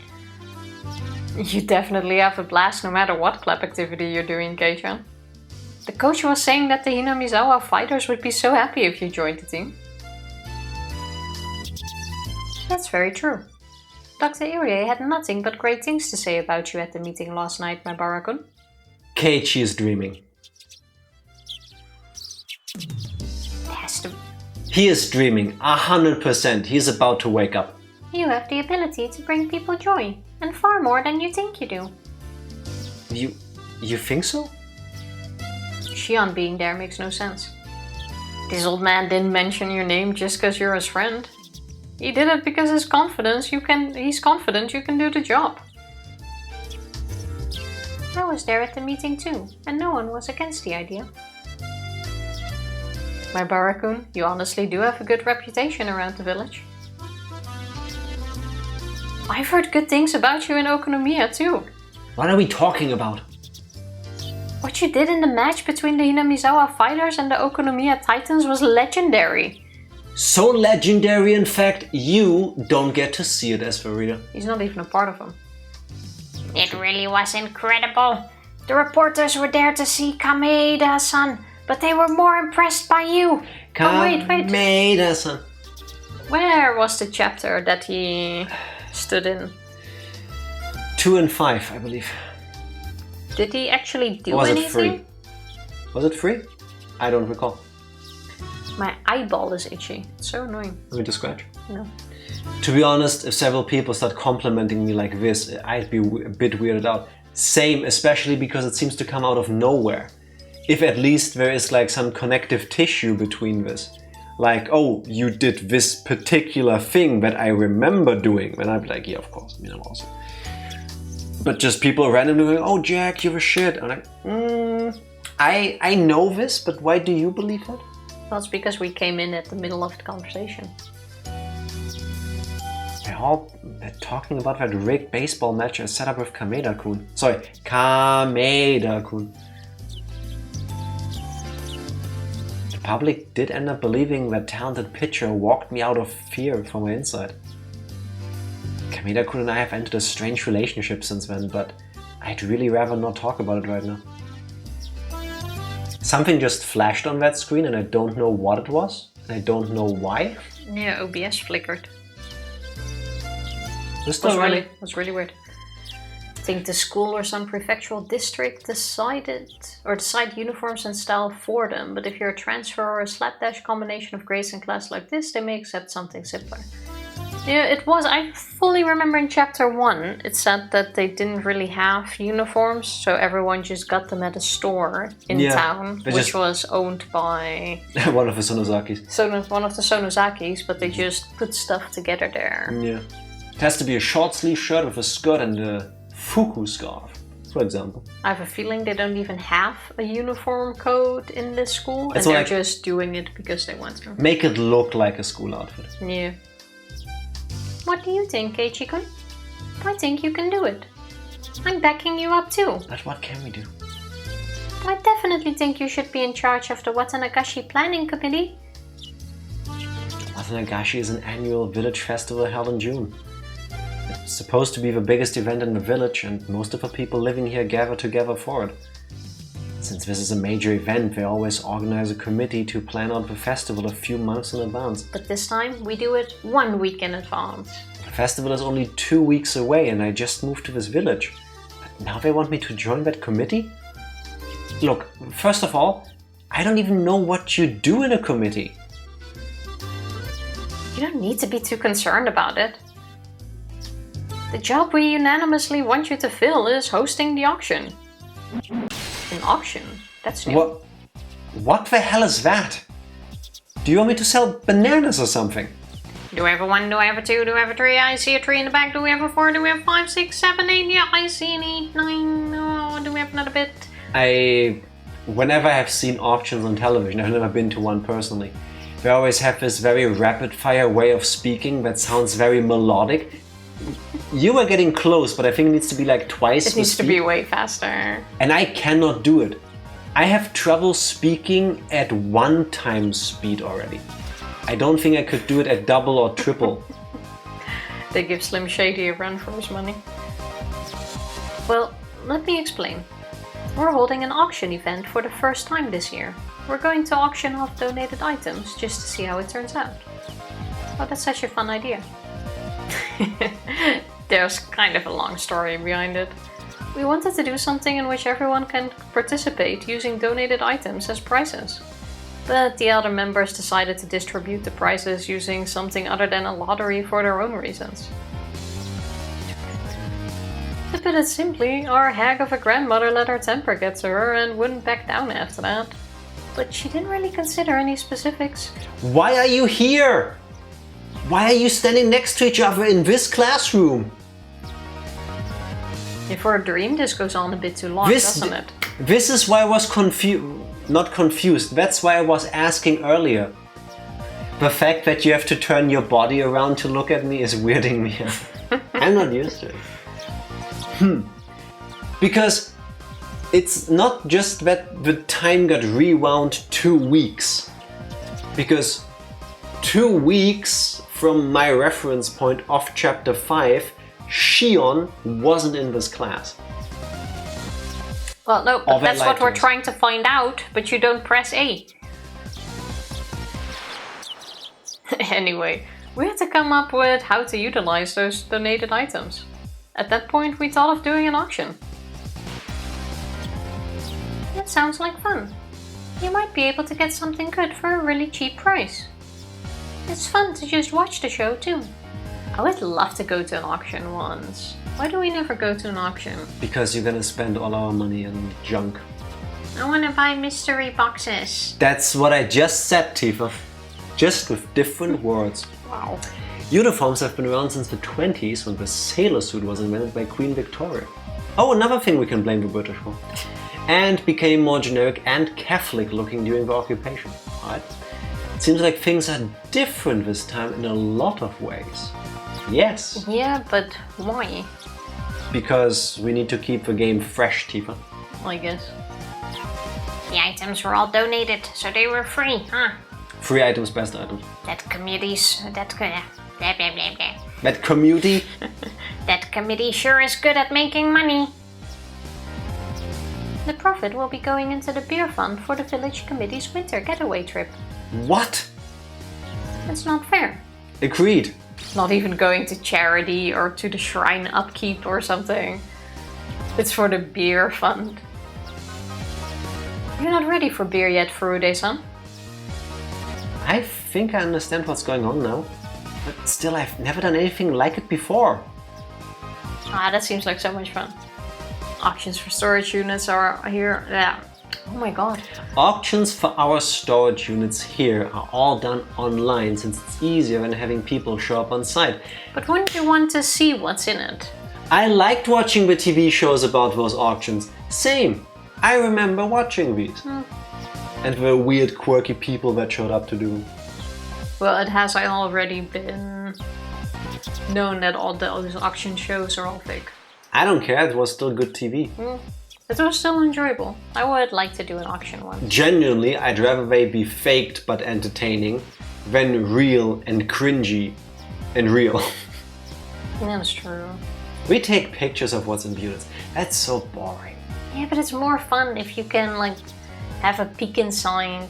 Yeah, I want to buy a lot for like 5 monies and then, I don't know, find a complete collection of every video game ever made in it. Thanks for ruining. Sorry, Psycho.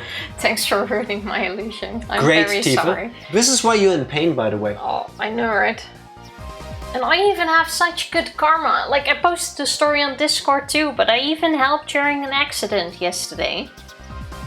And it's like, I don't deserve this negative karma. But what if a person you helped was actually a bad person? That is true, but if you do not know that, why don't you what's reload? Karma still? Why don't you yes? reload yesterday's save state and just save it? You want the water? Why don't you reload yesterday's save state and find out what happens if you had made a different choice? I will rewind to 2 weeks ago. Still do auctions like Sotheby's or a police surplus thing. I need to find an auction house here. Could go to one of those. Or some airports do, I think, with not picked with up the luggage. forgotten luggage. I would like to buy one of those too, but I am so certain that they already pick anything out of value out of them. I would. It just makes sense. I really doubt they don't go through them before they auction it off. It makes sense, yeah. But still, I would like to buy one once. Maybe I'm gonna one look day that as a up. birthday gift kind of thing. Yeah, I'm gonna look that up. Then we do a day trip to an airport and bid on suitcases. Please don't. Yes. Bucket list. Yes. Oh, that seems like so much fun. How about you bucket list read your line, Tifa? Oh, fine. I'm sure you can do it, Keiichi-kun. I bet you'd do really well if they told you that you'd get to keep 10% of the profits. Well, yeah. If I can gain something for producing results, then I'll do my best at it. Suddenly, motivation. 2? No, you said 20. I heard you. Sold. On the other hand, you might be facing a dreadful penalty game if you don't produce anything. Wait a minute, Satoko. Why would I agree to a risky deal like that? Don't forget, they're the ones asking for my help. I'm a very busy guy, you know? Try asking my agent first.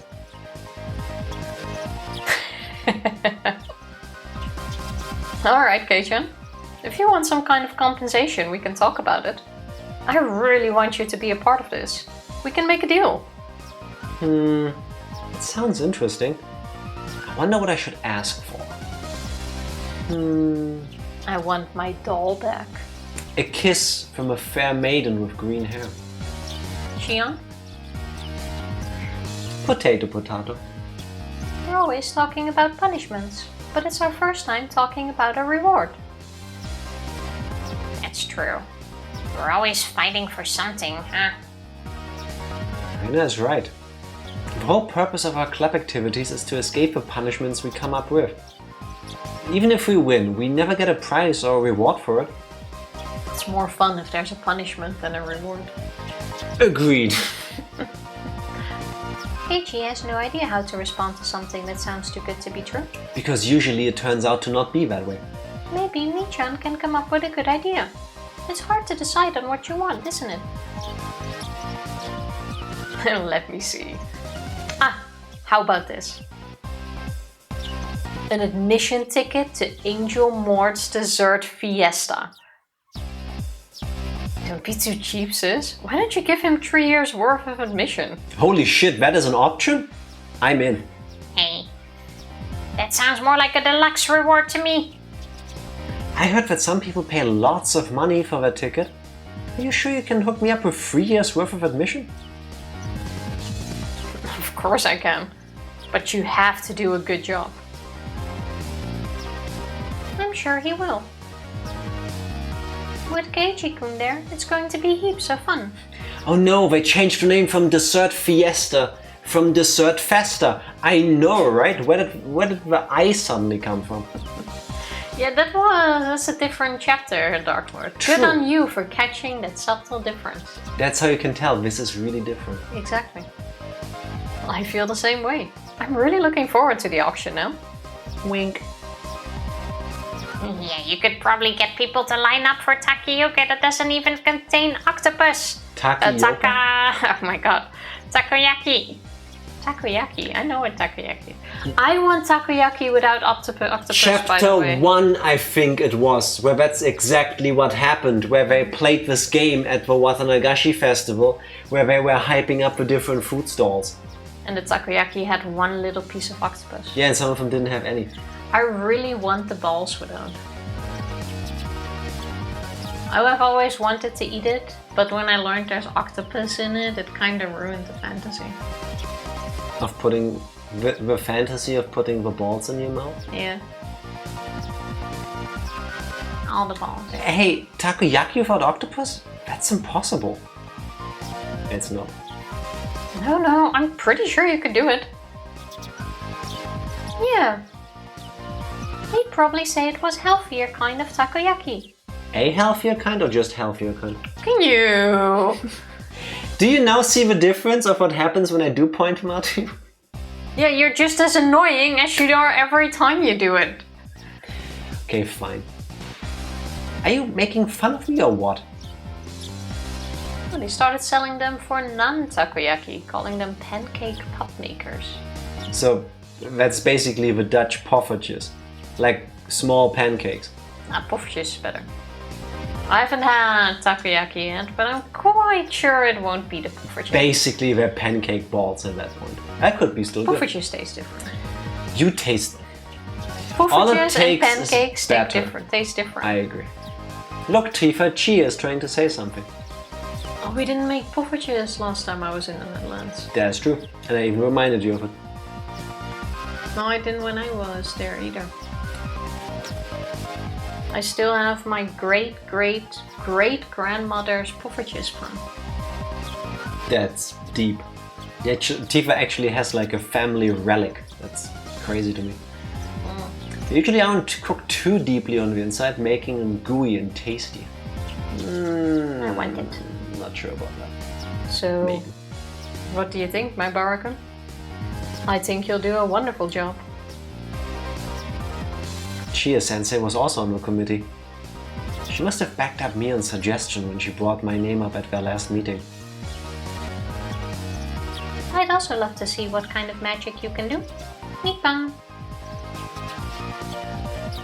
I wonder if she started saying things like Meep and Nippon just to seem younger. Probably. I'm pretty sure I made that point last time already. I don't think you did. A good auction always depends on how good a speaker the host is. I mean, I wouldn't be good at it. Sounds like it's going to be Keiichi Maebara's big show. It will be much fun just to watch. Hey, I haven't accepted the offer yet. Yes, you have. Don't worry, Keiichi-kun. You can do it. You're saying that because you don't have to. Oh, that's not true. The principal suddenly opened his mouth. Where does he come from? Why is literally everybody in this room suddenly? Maebara-kun, in my opinion, you will do a fine job. As a man, isn't it your responsibility to meet people's expectations? If I had to, I'm sure I could do it. Mion has made me do so many different things for the club and I've learned a lot from that. Besides, this would be the first time I could get a reward without having to worry about punishment. It should be fun too. This was the first time so many people were counting on me like this. To be honest, it made me pretty happy. Still, I was worried about getting dragged into something that required a lot of work. I couldn't erase that thought from my mind. But I was in Hinamizawa. The people in this village would never do anything to betray me. I genuinely believed that it would do a lot to liven up the festival if I became... I genuinely believe that it would do a lot to liven up the festival if I became the host of the auction. Can you stop that sound? Tifa is tapping her nails together. You have no idea how frustrating it is to listen. Yeah, no, thank you. Maybe now I can finally save a line. You done now? Yes. I genuinely believe that it would do a lot to liven up the festival if I became the host of the auction. See, I can speak. I've only been here for a short period of time, but I know that a lot of the people here are honest and kind. Fine. As a man, I'm going to do it. I'll take care of it. Wait and see. I'll make it the greatest auction in the world. Don't forget to get me that Angel Maud pass. I'll make sure to do a good enough job that I'll deserve 10 years worth of tickets. Good for you, Keiichi. A lifetime. Everyone gave me a round of applause. How many times had this happened in my life? Not once. This was the first time I'd ever been applauded. This is also the first time you're doing this. Not true, I think. How about before we continue this, we take a short break? Sure. Because we're also out of drinks. BRB. BRB. We are back. As Tifa was still drinking. Lifetime in Hinamizawa may not last 3 years. I hope this time or the next time it will. A lifetime's basically 2 weeks nowadays. When you win a lifetime supply of anything, do they actually bring it to you like every week, every month, as long as you live? Or do they just dump a bunch of crates at your place and go, this should last you long enough? A lifetime is usually comes with terms, yeah. Like if you win something at a supermarket where they go like, you win milk for a lifetime. They would go like, oh, that means you get 20 packages a year. But still I get them every year. Yeah. Okay. But it's capped to amounts. It's never like, oh, you can buy milk every day. For some reason my mind went to a darker place. It's like after like 4 or 5 years the monthly milk shipment stops because in the fine print it said the lifetime of a cow. Why am I coming up with sad things suddenly? Oh well, by the way, I'm surprised that no one disagreed with this suggestion at the meeting. There are lots of old people in the village committee. I'm a young guy who only just moved here. I've known for a while that Mion has a lot of influence locally, but I couldn't believe that everyone in the committee would accept it just like that. Was the teacher's desk always in the back of the classroom? Or am I only seeing this now? This is the first time I notice it too, now that you say it. And like that does not make sense at all. Why is it behind them? Because all the chairs are facing this direction. That's what I'm saying. Has it always been in the back of the classroom? It makes no sense for it to be there. Hey Tifa. Hey Tifa. I think the classroom picture is different. I'm not gonna yell a third time for you to start talking to me. Yes, Jack. See, now I'm living the Hinamizawa school experience with my back turned towards the teacher. That's for optimized learning in a crowded environment. No, but the background is slightly different too, because I think the paper things were never there either. Were they? I don't know. At least not those. I don't know. But why Suddenly I can't remember. What I assume to be the teacher's desk set up like that? But seriously, I have to know now, was that always in the picture or not? Is that a new chapter thing? That's how we know this is bizarro world and nothing makes sense. Oh well. We're not gonna find out unless we continue, Tifa. Most of them are that kind of hard-headed old people.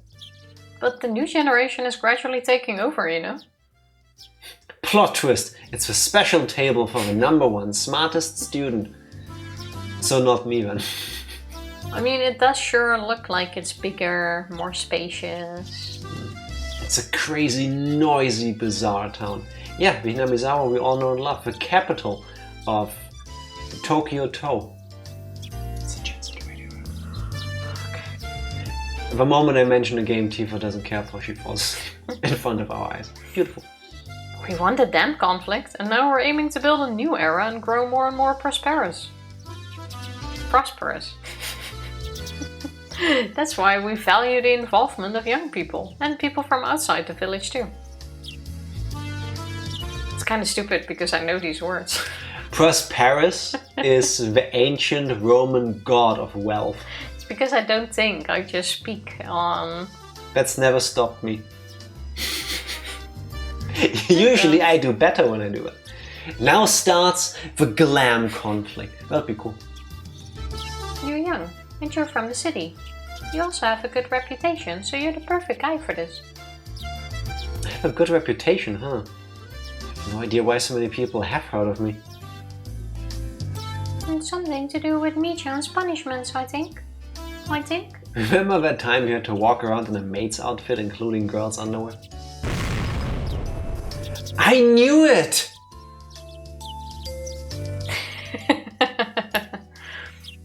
Wow, not even laughing. Alright then. I'll call your parents about it tonight, so please let them know when you get back home, okay? I'm sure my parents will have no problem with it. They won't have any objections to raise, at least. They might ask me why my name was brought up, though. Chia-sensei and the principal went back to the teacher's office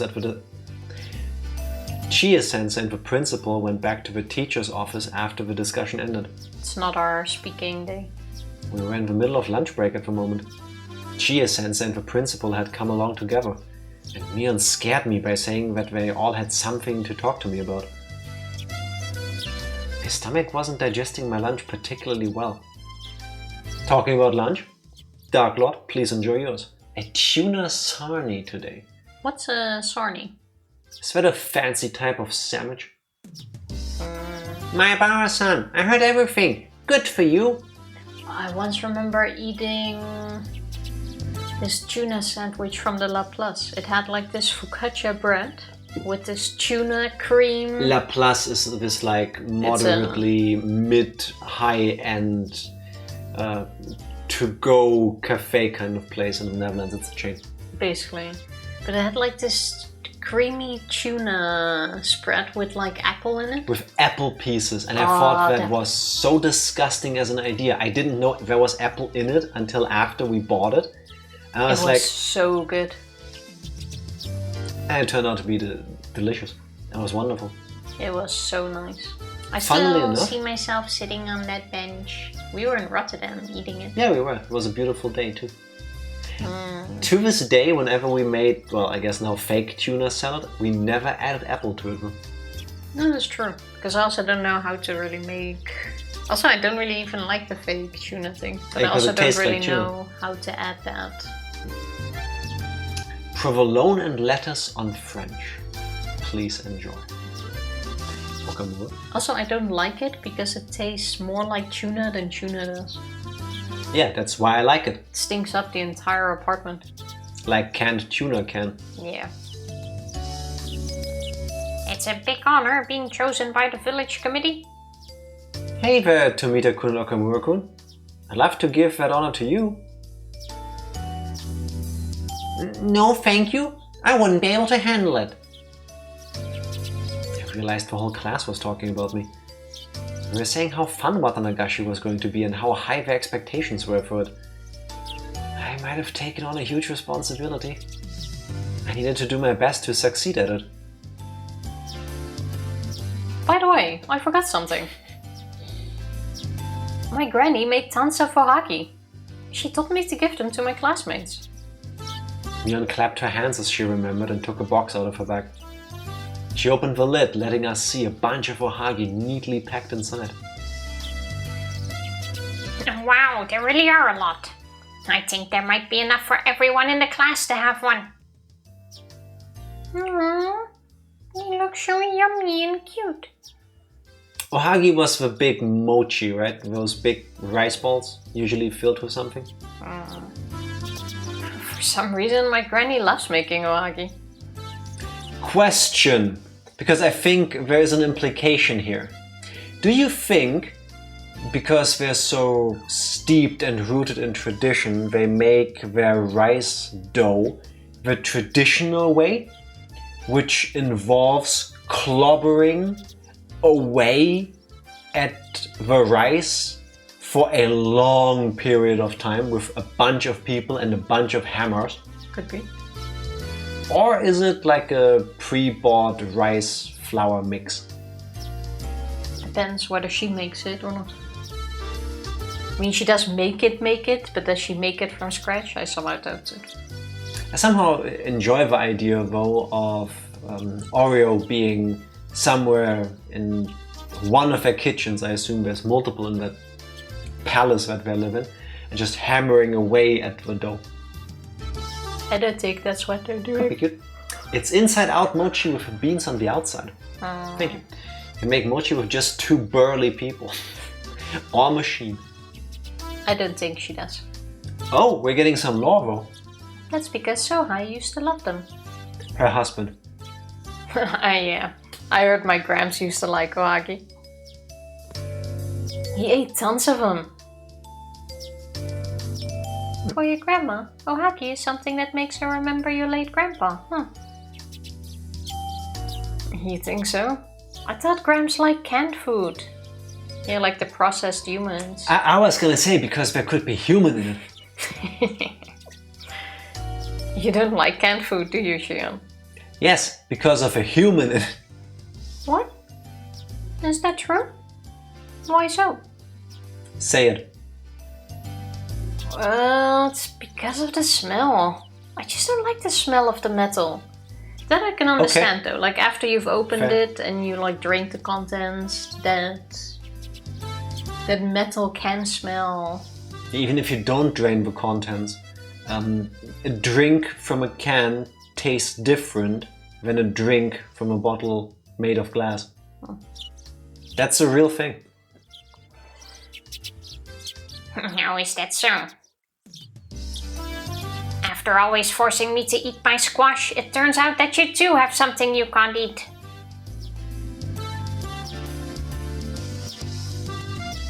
Wait, that's what happened in Shion's head as she lay there dying after her fall from the balcony. No, we've had a scene where for lunch there was squash. And we learned that Satoko doesn't like squash, but she has to eat it anyway. Satoko has never been forced to eat anything by Shion because Shion always hated her. Yes, it's about them forcing her to still eat squash even though she doesn't like it, like during lunch. That has been a thing. No, Tifa, Satoko is saying this to Shion. Shion has never been there for lunch because Shion always, to some degree, betrayed her promise to Satoshi that she would look after Satoko. Yes, and in this version, obviously Shion is part of the class, meaning she has been there too. Just accept and roll with it for now that Shion is in this class for some reason. Yeah, but that's huge. It has been since the beginning. Yeah, but for all I knew, she just dropped by and everybody played along because she's one of the Sonozakis. Just pretend like she's always here. Until we know why Shion is here and if she's a permanent part of this class, roll with it. I disagree with you. I'm gonna keep asking questions. That's kind of my job when I play Higurashi, I think. To tell you the truth, she hates canned food because... Come on, sis. Don't you dare tell anyone. I told you it had to do with dead people. No, I said that. Yeah, but I meant to say it first. I don't know what's going on, but it seems Mion knows a secret about Shion. Tell it to us! Go on! The reason why Shion doesn't like canned food must have been something pretty funny. The two sisters battled for a while.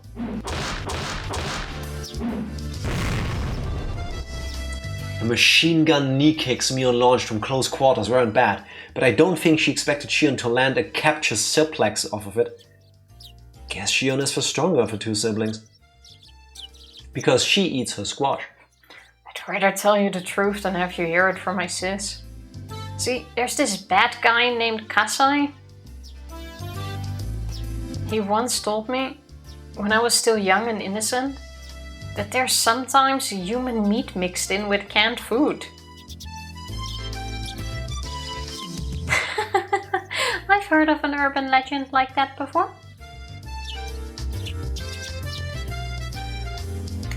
So there's a bad guy named Kasai. Nothing makes sense anymore. No, it doesn't. This is all wrong. This is so different from the other chapters. The whole, oh Hanyu can only turn back time for 2 weeks now. That's not all there is to it. This isn't just 2 weeks from any point we've seen so far. It might be 2 weeks on a time scale kind of thing, but we walked into a completely different history. This is a reality where things have been different. No, this seems to be the happy ending route. Well, that's what we're going for. Yeah, but I don't like it because this is only chapter 7. In chapter 8, after a long, very emotionally draining battle of wits against the fates, I would be okay with it, but I'm with Psycho on this one, just press A. Technically vegan. Just roll with it. I'm not sure about that. Roll with it. Me too. I once heard that there's dog meat mixed into beef bowls and worms inside burgers. Extra protein. Worms inside burgers wouldn't even be that weird.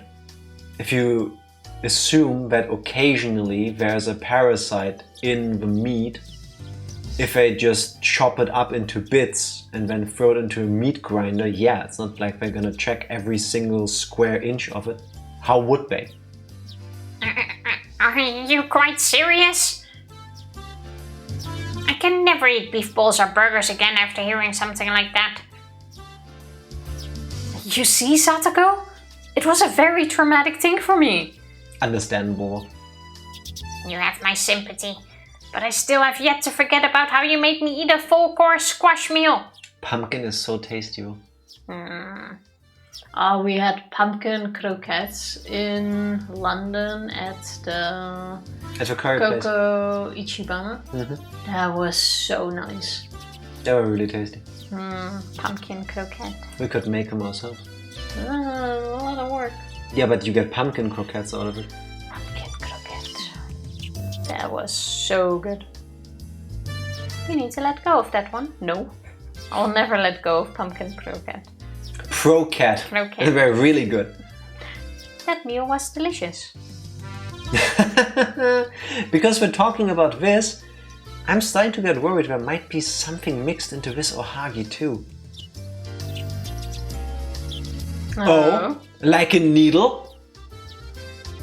Well, at least with the ohagi that I brought. You can't really be sure that there's nothing else inside. Ohagi that Mion brought. When you consider that, it's only natural to suspect that she probably did something to them. What's going on? I felt like I was forgetting something. But I didn't remember anything that I was forgetting. It was like one of those deja vu moments. I'd never been in this situation, but my mind was telling me that I had been there before. Not here, no. What's wrong, Keiichi? Nothing. I just feel like Mion has given me ohagi before. But this is the first time, right? Is it? Misha? I think this is the first time. You must be mistaking it for something else. According to my memory, this is the first time Mion-san has brought ohagi to school. Rika knows. Ah, I know. You're being cautious because these are from this old man, aren't you? That's nothing to brag about. I think you should be reflecting on your regular behavior. You're right. I wouldn't feel this way if Reina brought me ohagi. Reina's really good at cooking. They're small but very carefully made. How would he know this? How? That something is familiar when it isn't. Mm-hmm. Jamais-vous? Jamais-vous. No, jamais-vous. Jum jamana, jum jamana, jum jum jum jum. Da da da da da da da da da da. Chim chimney, chim chimney, chim chim. What's that from? I think that's something else there. Isn't that from Mary Poppins? With a chimney sweeping guy. Mary Poppins or Pinocchio? No, Mary Poppins. Then Mary Poppins. I think Mary Poppins. The original movie, not the new ones. Huh? I've never made ohagi before. What? What was I saying? Why did I say that Reina had made ohagi before? Why would I know that Reina makes her ohagi small but neatly? Huh?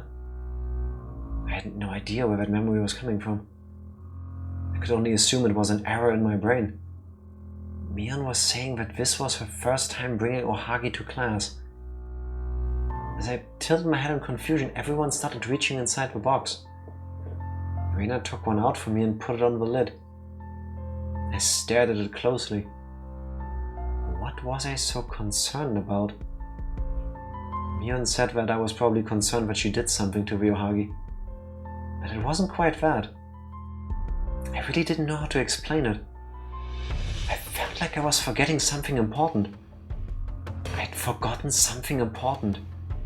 And all I had was the obligation to remember it. In front of me was nothing but a single ohagi that came from Mion's house. I was frustrated, but I really couldn't think of anything. There's no way I could remember it, because I didn't know anything. Keiichi, you've been staring at your ohagi for a long time. What's the matter? Thank you, video game, for now catching up to my confusion that this one earlier made fun of. I'm not making fun of it, I'm saying roll with it for now. Oh, it's just I'm experiencing déjà vu. Don't you get it sometimes? It's your first time seeing something, but you feel like you've seen it before. She would know a thing or two about that. So, you feel like Mion has given you ohagi in the past?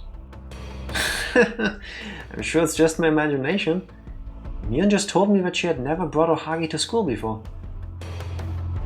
Keiichi, you can't have memories of what didn't happen. If you remember something, I'm sure it really happened before. Rika-chan told me something strange. I didn't usually take her random comments seriously, but ever since I saw her making those predictions in the toy store, I've been curious about her special powers. I felt like she was telling me something deep. It's weird to hear that from you, since you're so great at making predictions. Are you talking about the cycle of reincarnation or something? I don't know much about religion. I just want to tell you that if you know about something, that's something that happened to you. I want you to try and remember what happened. I don't want you to treat it like you're just mistaken. Do you understand what I'm trying to say? I guess. I was a little surprised by how serious she sounded. I always thought that Rika was just an innocent girl who fooled around all the time, saying things like meep and nipa. But all of a sudden she seemed like a totally different girl. Was I supposed to take it as a joke? The serious look on her face told me it wasn't time for jokes, though. If that's what you're telling me, then I guess I got ohagi from Mion in a previous life. Trying to think if there's a song beat to that line. That is indeed from Mary Poppins. Thank you, Dark Lord. But the only thing I'm hearing is déjà vu. She's been to this place before. Higher than the street, and you know it's his time to go. Oh, that's what. Deja vu. That actually is it. Yeah. I was just trying to think of it, and that's all I could hear, and it's actually. I realized the other day that even if I can hear the melody in my head, I am tremendously bad at humming or singing a melody on stream. Or just generally, it's not just, oh, he fucks it up when he's on stream. No, it's a permanent thing. That's in general.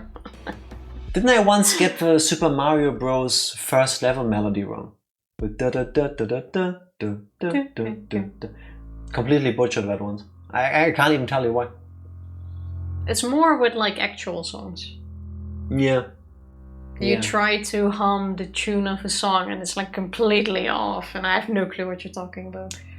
Yep. Story of my life. I won't make fun of you, so please tell me everything. Why did me give you that ohagi? The more I think about it, the more I think it's just my imagination. Maybe it was just a dream. I don't care if it was a dream. You must remember something. Please tell me. What was up with her? She seemed so curious about it. I didn't think the story was that interesting. Her asking so much started making me feel uncomfortable. Still, something told me that I needed to talk to Rika-chan about everything I could. Maybe she could predict my future by reading my dreams. I should tell her everything. After all, she's the shrine maiden for Oyashiro-sama. Well, I think I skipped school that day. I had a cold or something.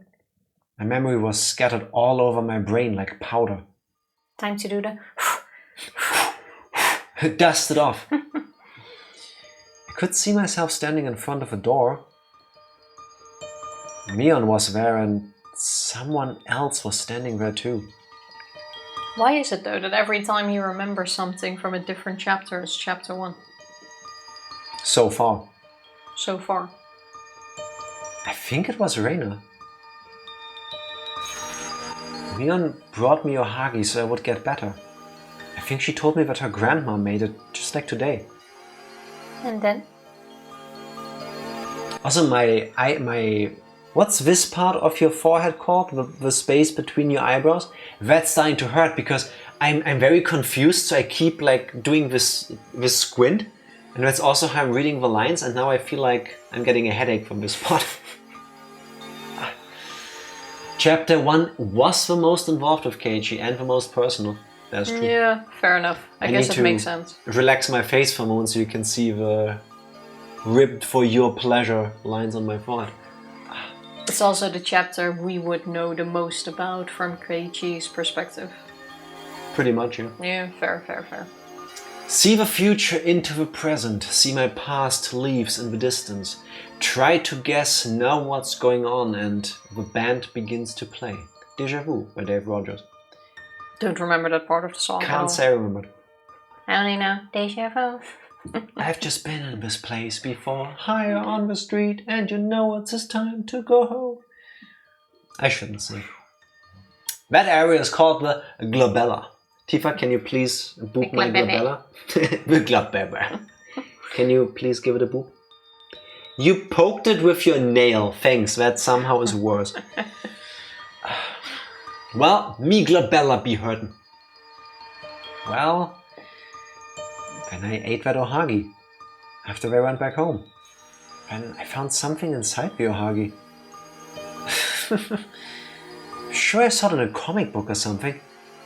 It's mixed up in my memory, but I'm sure I read it somewhere in some comic book. Because it can't be true. Keiichi, tell me what happened. What did you find inside the ohagi? Well, I read this scary comic book when I was little, and there was a sewing needle inside of somebody's burger. You remember what Shion was saying just now? It can be traumatic to hear a story like that when you're young. I didn't remember much about that comic. I think it was about this girl who had an accident and held a grudge against the person who caused the injury on her face. It was a really cheap plot now that I think about it. But since I was still a little kid, that comic really scared me. In one chapter, the girl casts a curse on the guy's food. He eats a burger with sewing needle. I hear Skinner making fun of me. He eats a burger with sewing needles inside of it and he goes all, yeah, something like that. Wait, I said it right. No. Is it sewing or sewing? I'm being confused. Oh my god. Sewing. No. I think it was sewing. That's what I just said. I misheard, man. English be difficult, people. It ain't easy. Why can't you spell it the way I'm supposed to say it? I know, right? I have that all the time. Ow. Are you good? No. No. Sewing. Thank you, Dark Lord. See, not suing. Sewing. Yeah, I didn't say sewing. You said sewing. Sewing. It still freaked me out. The image was so grotesque and shocking to me. That grew into a kind of trauma, and for a while I searched for sewing needles in my food every time I ate something. I couldn't eat burgers for a while for that reason. My parents got concerned and my hunger overcame the trauma. Eventually that experience disappeared into the flow of time. A homonym with sowing, spreading seeds. Exactly, that's what's so confusing about it to me. I'm still a little worried about sewing needles every once in a while. I don't think about it all the time, of course. That'd be pretty rude if I poked at my food while eating lunch with you guys, wouldn't it? Of course I know that no one would actually put a sewing needle inside my food. Allegedly. But you're still a little scared. Well, maybe I'm somewhere inside my heart. So, you saw a sewing noodle. No, sewing noodle. A sewing noodle. When you don't cook them, you can beautifully sew with thin spaghetti. You saw a sewing needle inside the ohagi that me gave you. You saw a sewing needle inside of one. Yeah, I did. Inside that ohagi, there was a needle just as I feared. Why was I telling her about something that was just my imagination? Mion and Reina came to see me when I took a day off from school while I was sick. That never happened, so obviously my brain was just making it up. But I spoke to Rika-chan, because she said she wouldn't make fun of me. Are you afraid of this ohagi now? Do you feel like there might be a needle inside? Is that why you're not eating it? A sewing noodle. That's when a snake passes the bar and drags you to court. That's when you put the wrong sauce on it. Oh, bad. I realized that Mion and Reina were also looking at me. They were wondering why I was staring at the ohagi without eating it. Oh, you don't like ohagi, Keiichi? If you don't have to eat it. Mion was assuming that I didn't like ohagi. She felt bad for forcing me to eat something I didn't like. In turn, I felt guilty seeing the sad expression on her face. Sis, he must be convinced that you put something in it. I mean, you also said that you did, so... I immediately denied Shion's remark. No one else would understand what I'm saying. Even I didn't know. No, I know for sure that there's no sewing needles inside the ohagi. A sewing needle? Why would this old man put something like that in there? I don't know, because you're insane. Of course you wouldn't. You're not the type to visit and bring something with you out of pure generosity. You might play a trick with Tabasco sauce or something, but you'd never put needles inside. You'd never do something as dangerous as that. I know you would never do such a thing. I grabbed the ohagi with my hand. Wasn't he still holding it? As I brought it in front of my mouth, I felt the needle. Also, one sec.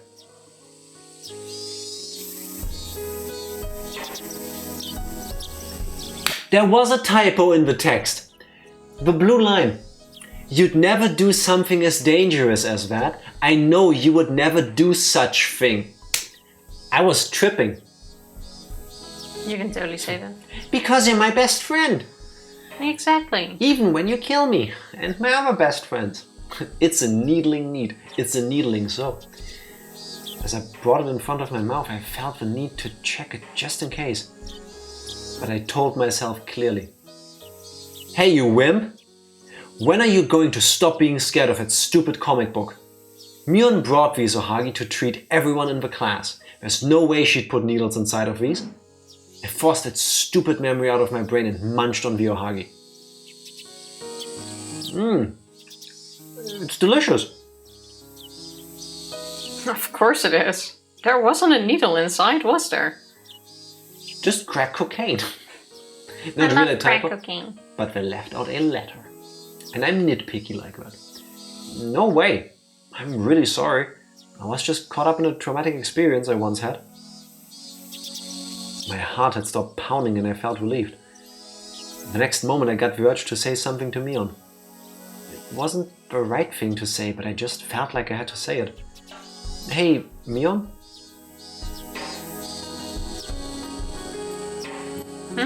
What is it? The ohagi was delicious. Huh?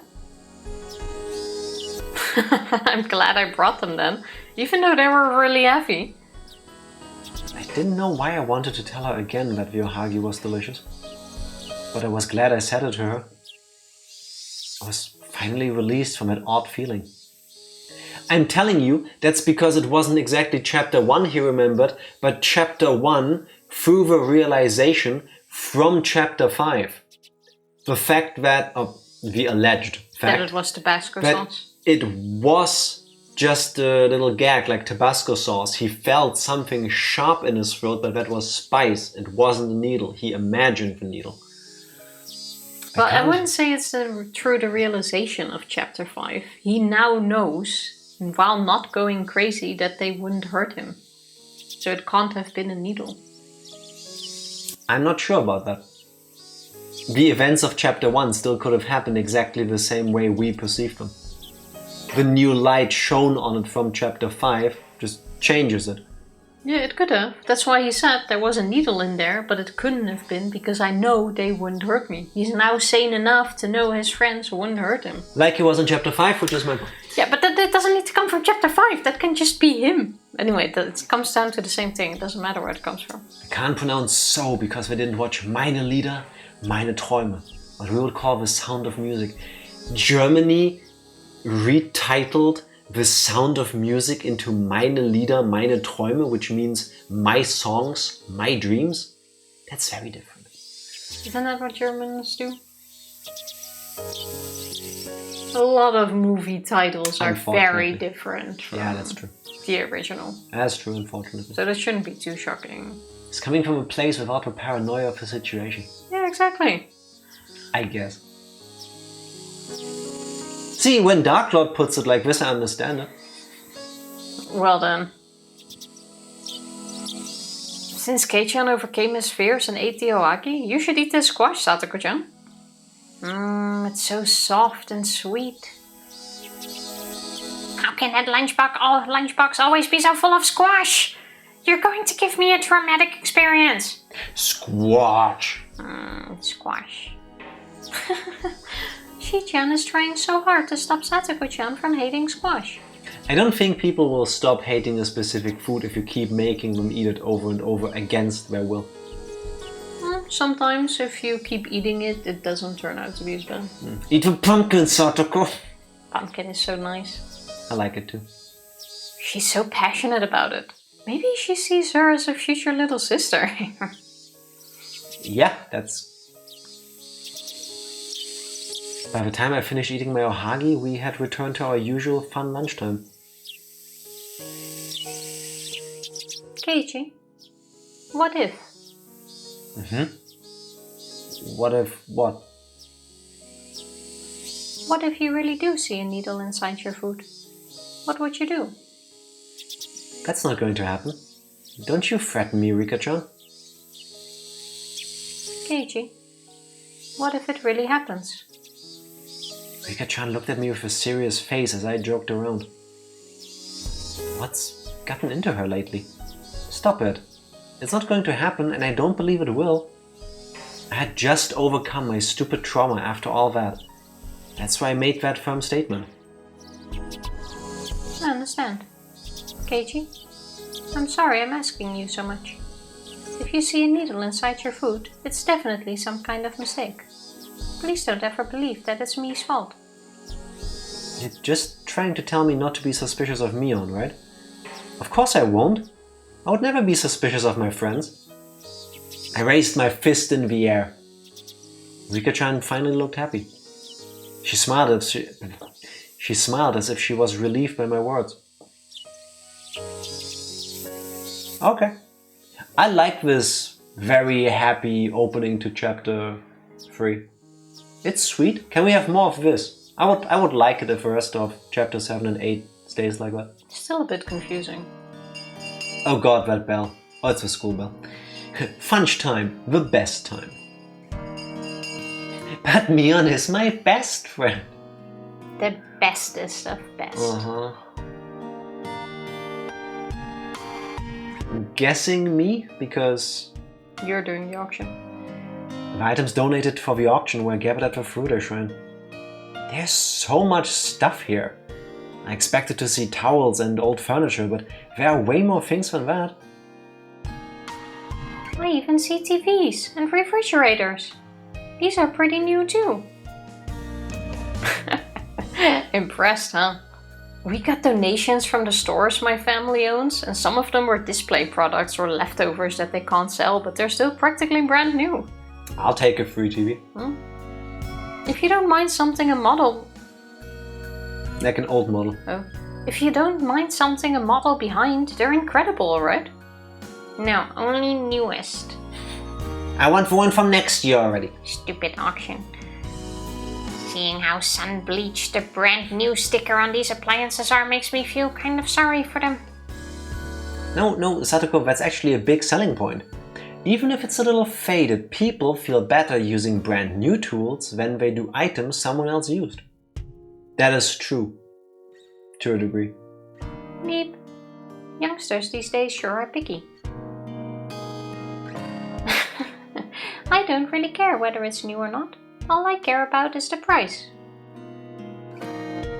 Reina-san, you seem interested in furniture. Are you thinking about living on your own or something? Oh god, my heart. Oh no. My dad and I were just talking about redecorating the house. Brand new furniture is expensive, so I've been checking out these recycled ones. Fuck you, Ryukishi. I just understood what you're doing. Fuck you. I hate you. Prediction. Chapter 7 is, for the most part, going to be the perfect scenario. Chapter 7 is gonna be pretty much the happy end / perfect route. Until Rika dies anyway. That's what's gonna happen, right? It's all gonna be Shion doesn't hate Satoko, she is hanging out with them, so she must also be getting along better with her family. Both Shion and Mion, at least on face value level, don't hang out as much with the Yakuza part of their family, so they call Kasai a bad guy and not just someone we know. Reina has a good relationship with her dad, Teppei isn't around, Keiichi is being the happiest Keiichi we've ever seen. Well, everything is great. And Rika is still going to frickin' die. I hope not. That sounds kind of boring. No. And then the question is, what does Rika need to sacrifice for her happy end? That's gonna be the thing. Because if everything is perfect, she can't stay. That's gonna be then the dilemma for chapter 8. Why does she need to sacrifice anything? She didn't sacrifice anything so far. Because she's still gonna die in this chapter like this. Yeah, but then why does she need to sacrifice something? You think a goat sacrificial will keep her alive? I'll try again with different words. If I'm correct, in chapter 7, everything is going to be fun and amazing. And then Rika still gets killed. Yeah. Meaning, Rika isn't getting her happy end. Her core wish to survive this doesn't get fulfilled. Right? Yeah.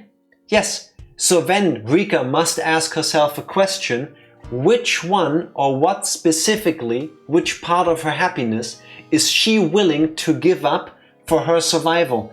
Because in the perfect world, or in a world that is perfect for every one of her friends, where everything is great, they have minimum trauma, all of that, she doesn't get to survive. Now what is more important? Doesn't really make sense. Rika's survival or one of them having a perfect life, or as perfect as possible? But that doesn't really make sense because in all of the other ones you had those 3 rules that applied. Now those 3 rules don't apply and she still does. But that's not true, the 3 rules can still apply. Tomitake and Takano will most likely still die in this scenario at the night of Watanagashi. But it's really, still not a perfect route if anything happens to her friends. Yeah, it's still not a perfect route if nothing happens to the friends. What are you saying? Do you mean it's not a perfect... Or it's not a perfect route until something, or when something happens to their friends. The Tomitake dying and stuff is just fate. Yeah, he doesn't count. It's not necessarily just a trigger. You've completely lost me. No, you've lost me. I get what you're saying, but it doesn't make sense. And that would mean this chapter is going to be boring as heck, and I doubt that. You all understood what I was saying, right?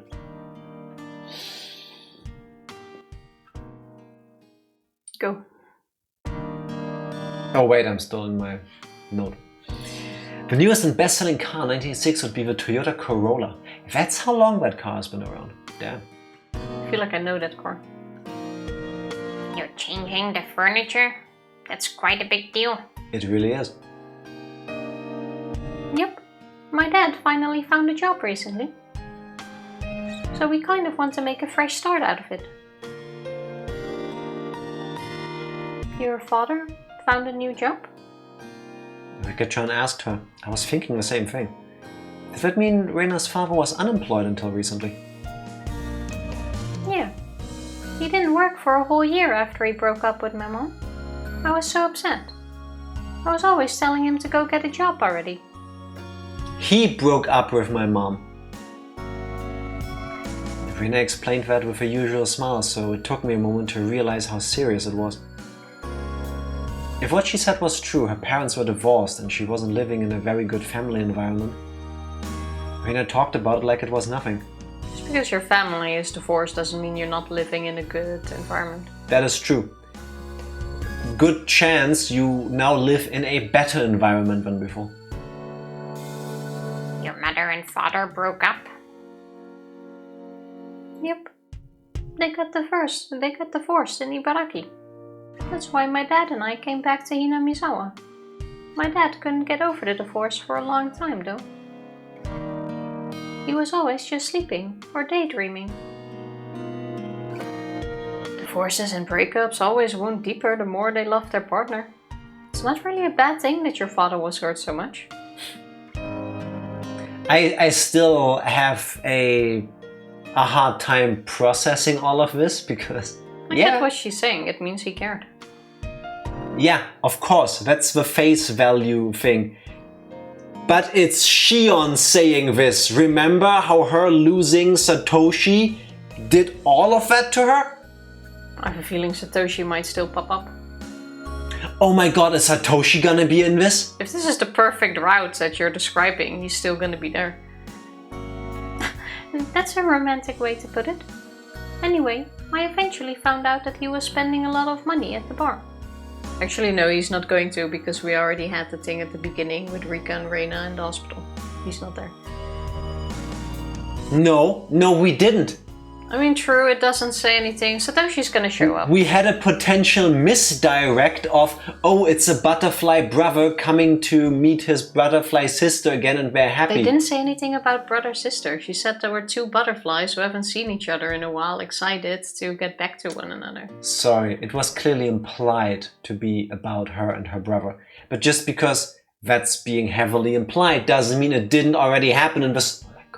Yeah, but that's why I'm correcting you, because it might be implied for you, but she didn't say anything about them being siblings. After 6 chapters of all of this, I'm so mind broken I can't accept people just being happy anymore. I was shocked when I looked at our bank account.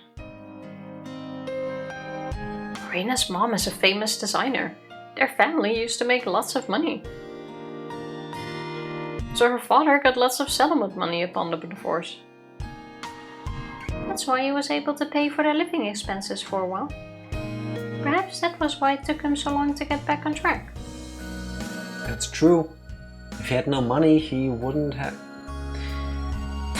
My brain is fried from all of this. That's true. If he had no money, he would have had no choice but to work. He would have had no time to be depressed if he kept himself busy. That's not how that works, Keiichi. You can be very busy and clinically depressed at the same time. Sometimes it works like that. Quite often it works like that. It's tough leaving an ordinary pattern of life. It can really mess up people's cycles. I understand, because I was that way for a while after I left the academy. Staying at home like a hermit is the worst thing you can do. You're exactly right, Rika-chan. That's why I had a talk with him. We talked about his responsibility as the head of the household and as a parent. You always look like you're fooling around, but you're actually the most reliable person in this group. I'm impressed that you even spoke to your father like that. Hard disagree, Rika. I drink too much. Well, it wasn't a big deal. I was shocked at first. I found out that my dad was spending his money on some lady. As his daughter, it really hurt to find that out. And then? I killed her and dismembered her and buried her body. What did you do? Well, it was no good to think about it on my own. Oh my god, is this the communication route? I just kept thinking in a negative way. So I spoke to Michan about it. All I did was listen to her. Reina was the one who faced her problems and came to the conclusion of talking with her dad about them. I didn't give her any advice. No, but I asked Kasai to remove the girlfriend. Kasai beat the shit out of him. But that was the important thing. Talking to people about your problems can calm you down a lot. Is that so? If she overcame it just by talking to Sis, maybe her problem wasn't that serious. That's such a Tifa line. Well, if Jack was able to help you, are you sure you even had a problem to begin with? That's not true, Shijo. You can tell that I'm right, just from the way she smiles. No, I do not agree, but it does sound like something I would say. Yeah. Before I spoke to Michan, all I thought about was how to hurt that lady. But I realized that wasn't a good solution at all. I thought it was a very good solution. Talking it out with him was the important thing. So, what happened after you spoke with him? Well, we concluded that he wasn't moving on because of the money. So we transferred the funds to a different account and I took charge of them. Okay, that's one way to deal with that, but... Now my dad has to get an allowance from me every month. Oh my god, imagine every month you have like a performance review talk with your daughter. I didn't like the food you made last Tuesday. Minus $2. No, she gives him. Yes, so he has to earn it. Yeah, but you said that he had a performance talk with her. Yes. Two people have a conversation where sometimes. He rated her food. No, the other way around. Yeah, that makes sense. It's as though you're the parent now. Everyone else laughed along with Satoko. I wasn't sure if I should laugh, but I saw Reina laughing too. Imagine Reina just eloping with her money one day. Buying all the cute things in the world. That'd be cute. Anyway, the money was keeping her father from moving on. As soon as he remembered the value of money, he stopped going to that shady bar and got a job. It really was perfect timing. He was getting ready to pay the down payment for this lady's apartment. That would have been a mess. You talk about it like it's nothing, but it's a pretty serious story. Your family could have been ruined. That's true. But I didn't talk to Michan and kept on thinking about it on my own. I don't know where I would have been by now. Also, the whole idea they forgot the value of money, so we took it away from them, and then they relearned the value of things. Maybe we could try that with the billionaires. I don't really like how they came to this solution though, and how he suddenly realized he shouldn't be spending money on the woman he apparently loves, but whatever. I think that's a very simplified version of it. I'll take the happy end without complaining too much about it. I think this is the short version of he realized she only cared about him for the money he spent on her, therefore her feelings weren't genuine, and he realized that the nature of their relationship was skewed. I would have preferred to hear that, but whatever. They spend so many words on things sometimes, they might as well take the extra few lines to say that. A reminder that she's like 15. Fair enough. I think I probably would have tried to kill that lady.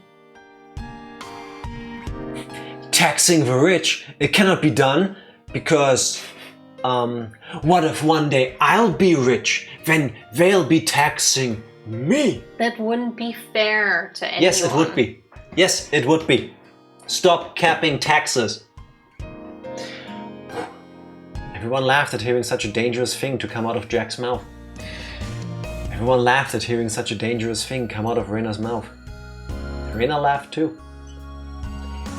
Tifa, I gave you this piece of wire to tinker and fidget around with quietly, not to wrap it around your teacup and start tapping it. Tifa cannot not disrupt the stream. I'm in pain. I'm clacking my nails. Here, take my hand. No. Fidget with my hand. Yeah, it's warm. She's gonna break my hand. I swear, all my fingers at least. She's gonna pull off my nails. Real life Sonosaki moment! But I saw something serious in her eyes. It was probably true that she once thought about murdering that lady. She seduced Reina's father so that she could get money out of him. Knowing how short-tempered I am, I might do the same thing if that happened to me. I think she made the right decision in talking to me instead of being irrational. I'm impressed. It's not that easy to talk about your family issues. I know. It took me a while to make the decision to talk to Michan. But that one dream changed everything. What dream? I think we should save her. Stop! I disagree. I want to know about the dream. There's no end to this I conversation. want to know about the dream. Everybody deserves to know about the dream too. After all my ranting and raving about how nothing makes sense, but I hope everything makes sense, but I know I'm just setting myself up for hurt, I need to know about that dream, Tifa. But we already know what the dream is. I need to know the dream. I need to know about that dream. The dream is the chapter where she killed... I need to know about that dream. Also, now everyone is going to get a realization about what happened in previous chapters. I need to know about that dream. You can write that down.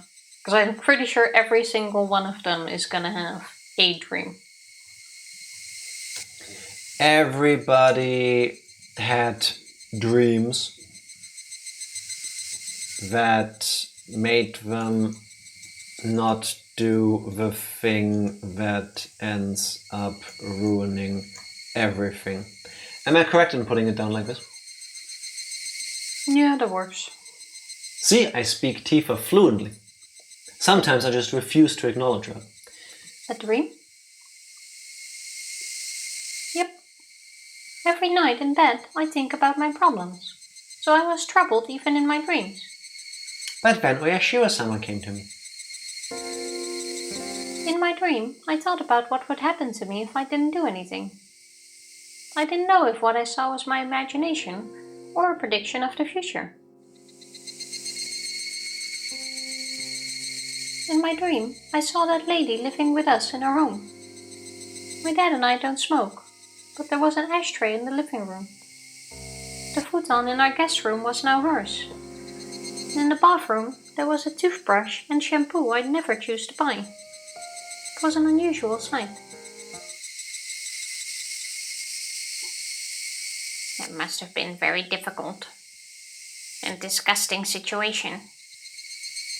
Smoking inside, the murder was justified.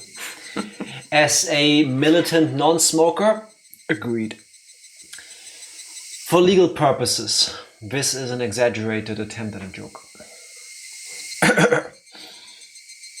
Satoko never told me, but I'd heard that she also lost her parents. I'd heard that she went through tough times when she was taken in by her aunt and uncle. Someone told me about that once. Satoko seemed to understand Reina's pain very well. Yes, it was a really disheartening situation. Eventually, I felt like I didn't belong there anymore, and then something urged me to kill her. That sounds so realistic for a dream. What happened after that? I realized I was a murderer. I didn't want anybody to find out about it, and I stopped trusting anyone. I spent all day at the place I buried her. I was afraid that if I left that place, someone would find out that I killed her. That's a nightmare. I'm glad it was just a dream for you. I don't know. I wonder if that was just a dream. I think I saw my future. That would have happened if I didn't do anything about the situation. I woke up the next morning shaking in fear. I even felt like I smelled her perfume at home. I wondered when that dream was going to come true. I was so afraid, and that pushed me to talk to Michan. I get it, but I only talked to my friend because I was afraid. It's like... Makes sense. Fair, yeah, no, true, fair. You are in a bad situation, so you talk to a friend. No, it makes sense. Otherwise, there's nothing to say. Yeah, I was getting hung up on the words for some reason. I remember Reina coming up to me and telling me that she had a secret to tell me. I honestly thought she'd gotten a positive on a pregnancy test for a moment. Aww. I can talk about it like this now, but it was very serious then. And they each wonder if I read Word Up magazine. What? I wonder what it is. I only know, it wasn't a song by Korn. Word Up? Everybody say Never Word Up. Every... Never heard of it. Yeah, and Tifa has heard the song, I know that, but the way I'm doing the melody, there's no way you or anybody else that doesn't know the song actually could tell. Michan is a really dependable person. She listened to me and guided me through a solution. Eventually, we decided that I needed to talk to him face to face. And that's why she's the best friend. That's Word Up by Cameo. I only know the Korn version. No clue. Perhaps it wasn't just a dream. Is she gonna come clean to everybody now? You're right. I think it was more than that. Without that dream, it's possible that you never would have spoken to me on. That could have changed your life dramatically. A dream, huh? You've had dreams too, Shion? Huh? Shion had said something in a small voice. Only Mion picked up on what it was. I don't know what she said, but based on Mion's reaction, she must have said something serious. By the way, Shion usually went to school in Okinomiya. However, she'd been coming to the school in Hinamizawa lately. I didn't know why she chose to come this far, but she seemed to be having fun taking care of Satoko. I had no idea what brought Shion and Satoko together. Wait, weren't they on bad terms once? See, so Shion had the dream of chapter 5, came to the point where the story ended and then realized if I had a chance, I would do it different. If I had another chance, I would do it all differently. I'm sorry, Satoshi. And so now she did. Yeah, now Satoshi asked her to take care of him, or of Satoko, and she actually did. So Satoshi is probably missing. That all happened, but it is up until the point where... So somebody undid all the horrible things, of the things that could be leading up to all the horrible things, by all of them somehow sharing that they dreamt about the events of the chapter so far. Huh? Is that true? Were they always that close or not?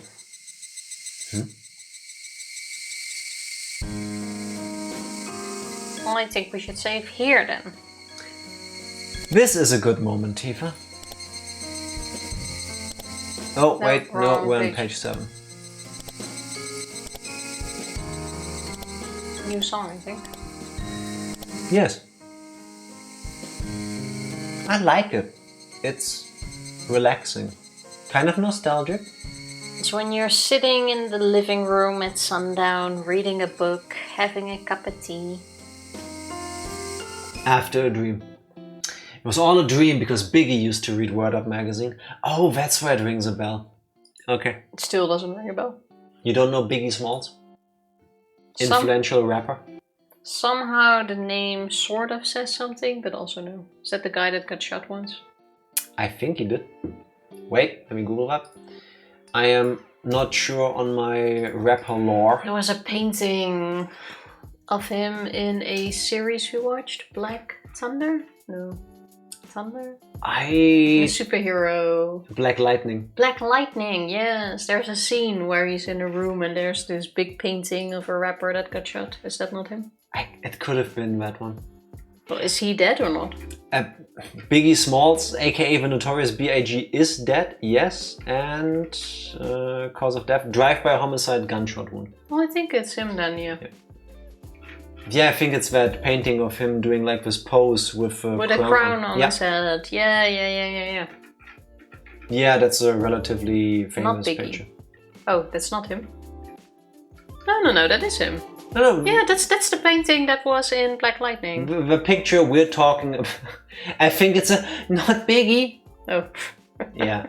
I mean, it happened a long time ago. Let me double check. When was he born?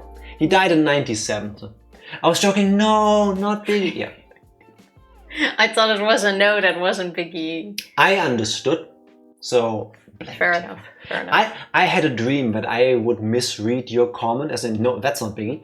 But then I remembered the errors of my ways, so, you know. Jacks to my brain cell again. Well, I had a dream that my shoulder doesn't hurt and that I was laying on the couch now. So that's exactly what I'm gonna be doing. So that means it's the end. Oh, I'm gonna keep the zoo, by the way. No, I hate that. I'm absolutely keeping the zoo. I hate that. I'm all for having like rituals and traditions on stream, but not that one. I think that's a great ritual. Nah, that is so generic and lazy. No, Everybody we're doing has it. That. So. Maybe you get a dream where you don't go on vacation. Except for the flights, everything is refundable up until the day we get there.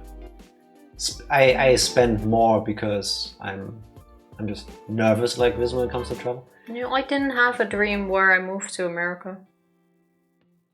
What? What? Because a lot of American companies don't really do vacation. Nobody followed you on that train of thought, Tifa. That's why it's extra funny. You don't have the big brain for it. Sorry, stabbing at American companies. I'm all for shitting on things in the world that are stupid, so yeah, American companies do better.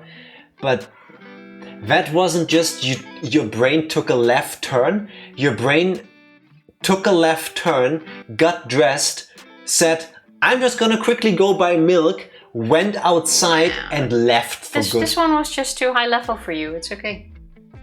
Are you trying to gaslight me? It's okay. See, if my references and jokes don't land, it's because you're too stupid to understand. That's the Tifa school of thought. No, you have no idea how ready I am for vacation. Or sorry, micro pension. Can we please not give whatever asshole is trying to come up with new words to unnormalize things like paid time off? No, fuck that. No, seriously. This makes me genuinely angry. A while ago, there was this fad, this trend, if you will, that journalists, and I think journalists do an amazing job. They tell us about the things that are happening in the world. And there are some really good ones, and they deserve all the money and all the recognition.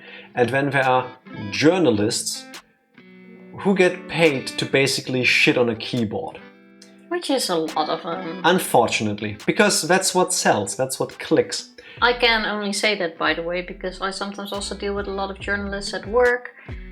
And they basically just use their position to get what they want. But I know there's a lot of good journalists too. I've written a few journalistic articles in my time, and I found it to be a very stressful experience because of the amount of work that goes into it. It still needs to be done, not the point. There was a whole bunch of articles about people quiet quitting, is what they called it. And the articles would go on and say there's this new trend among Gen Z and Gen Alpha, I guess.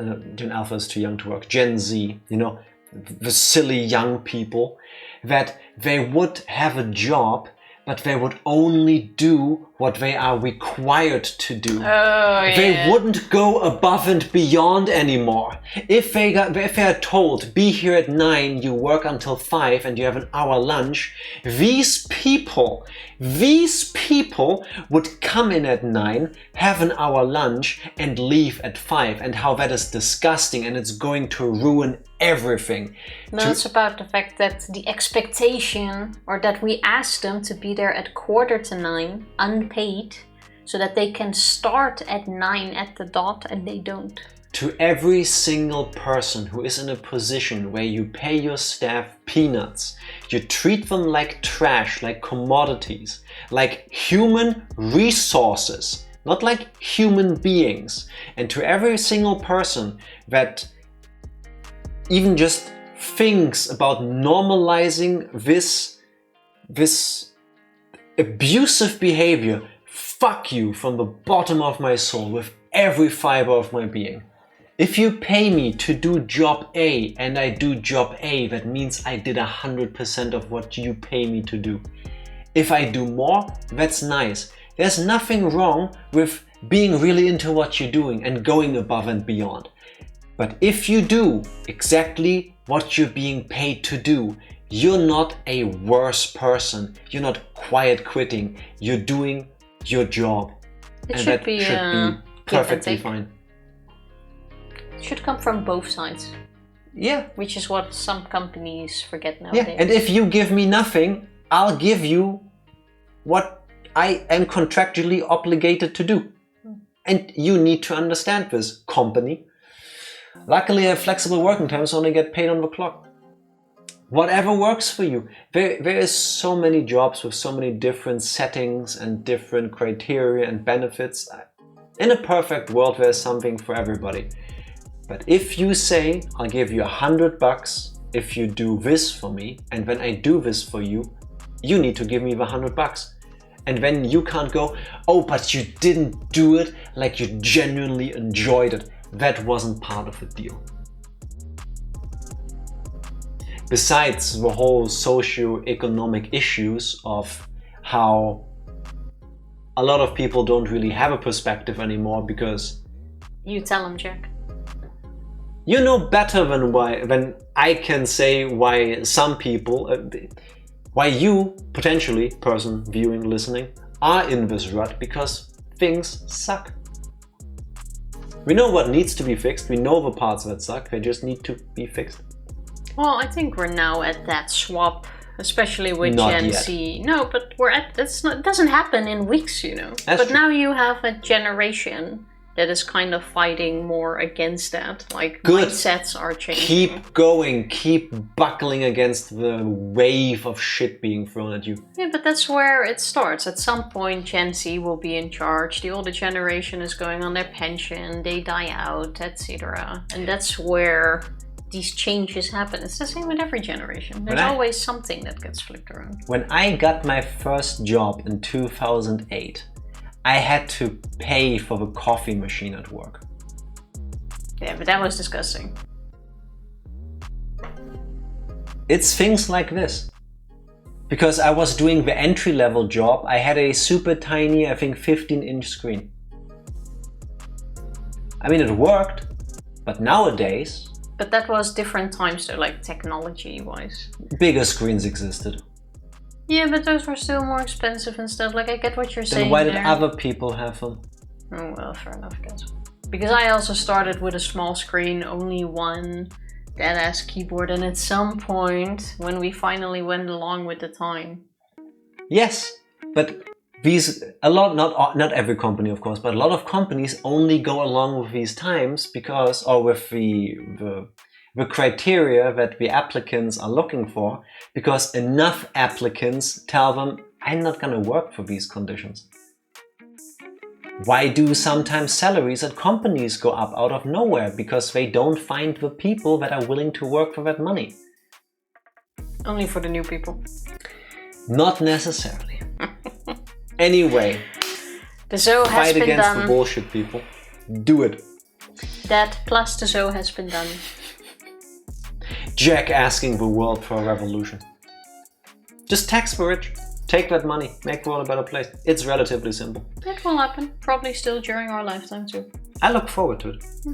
I look forward to it going outside and seeing hospitals being funded, schools being funded, streets being fixed, trains running on time.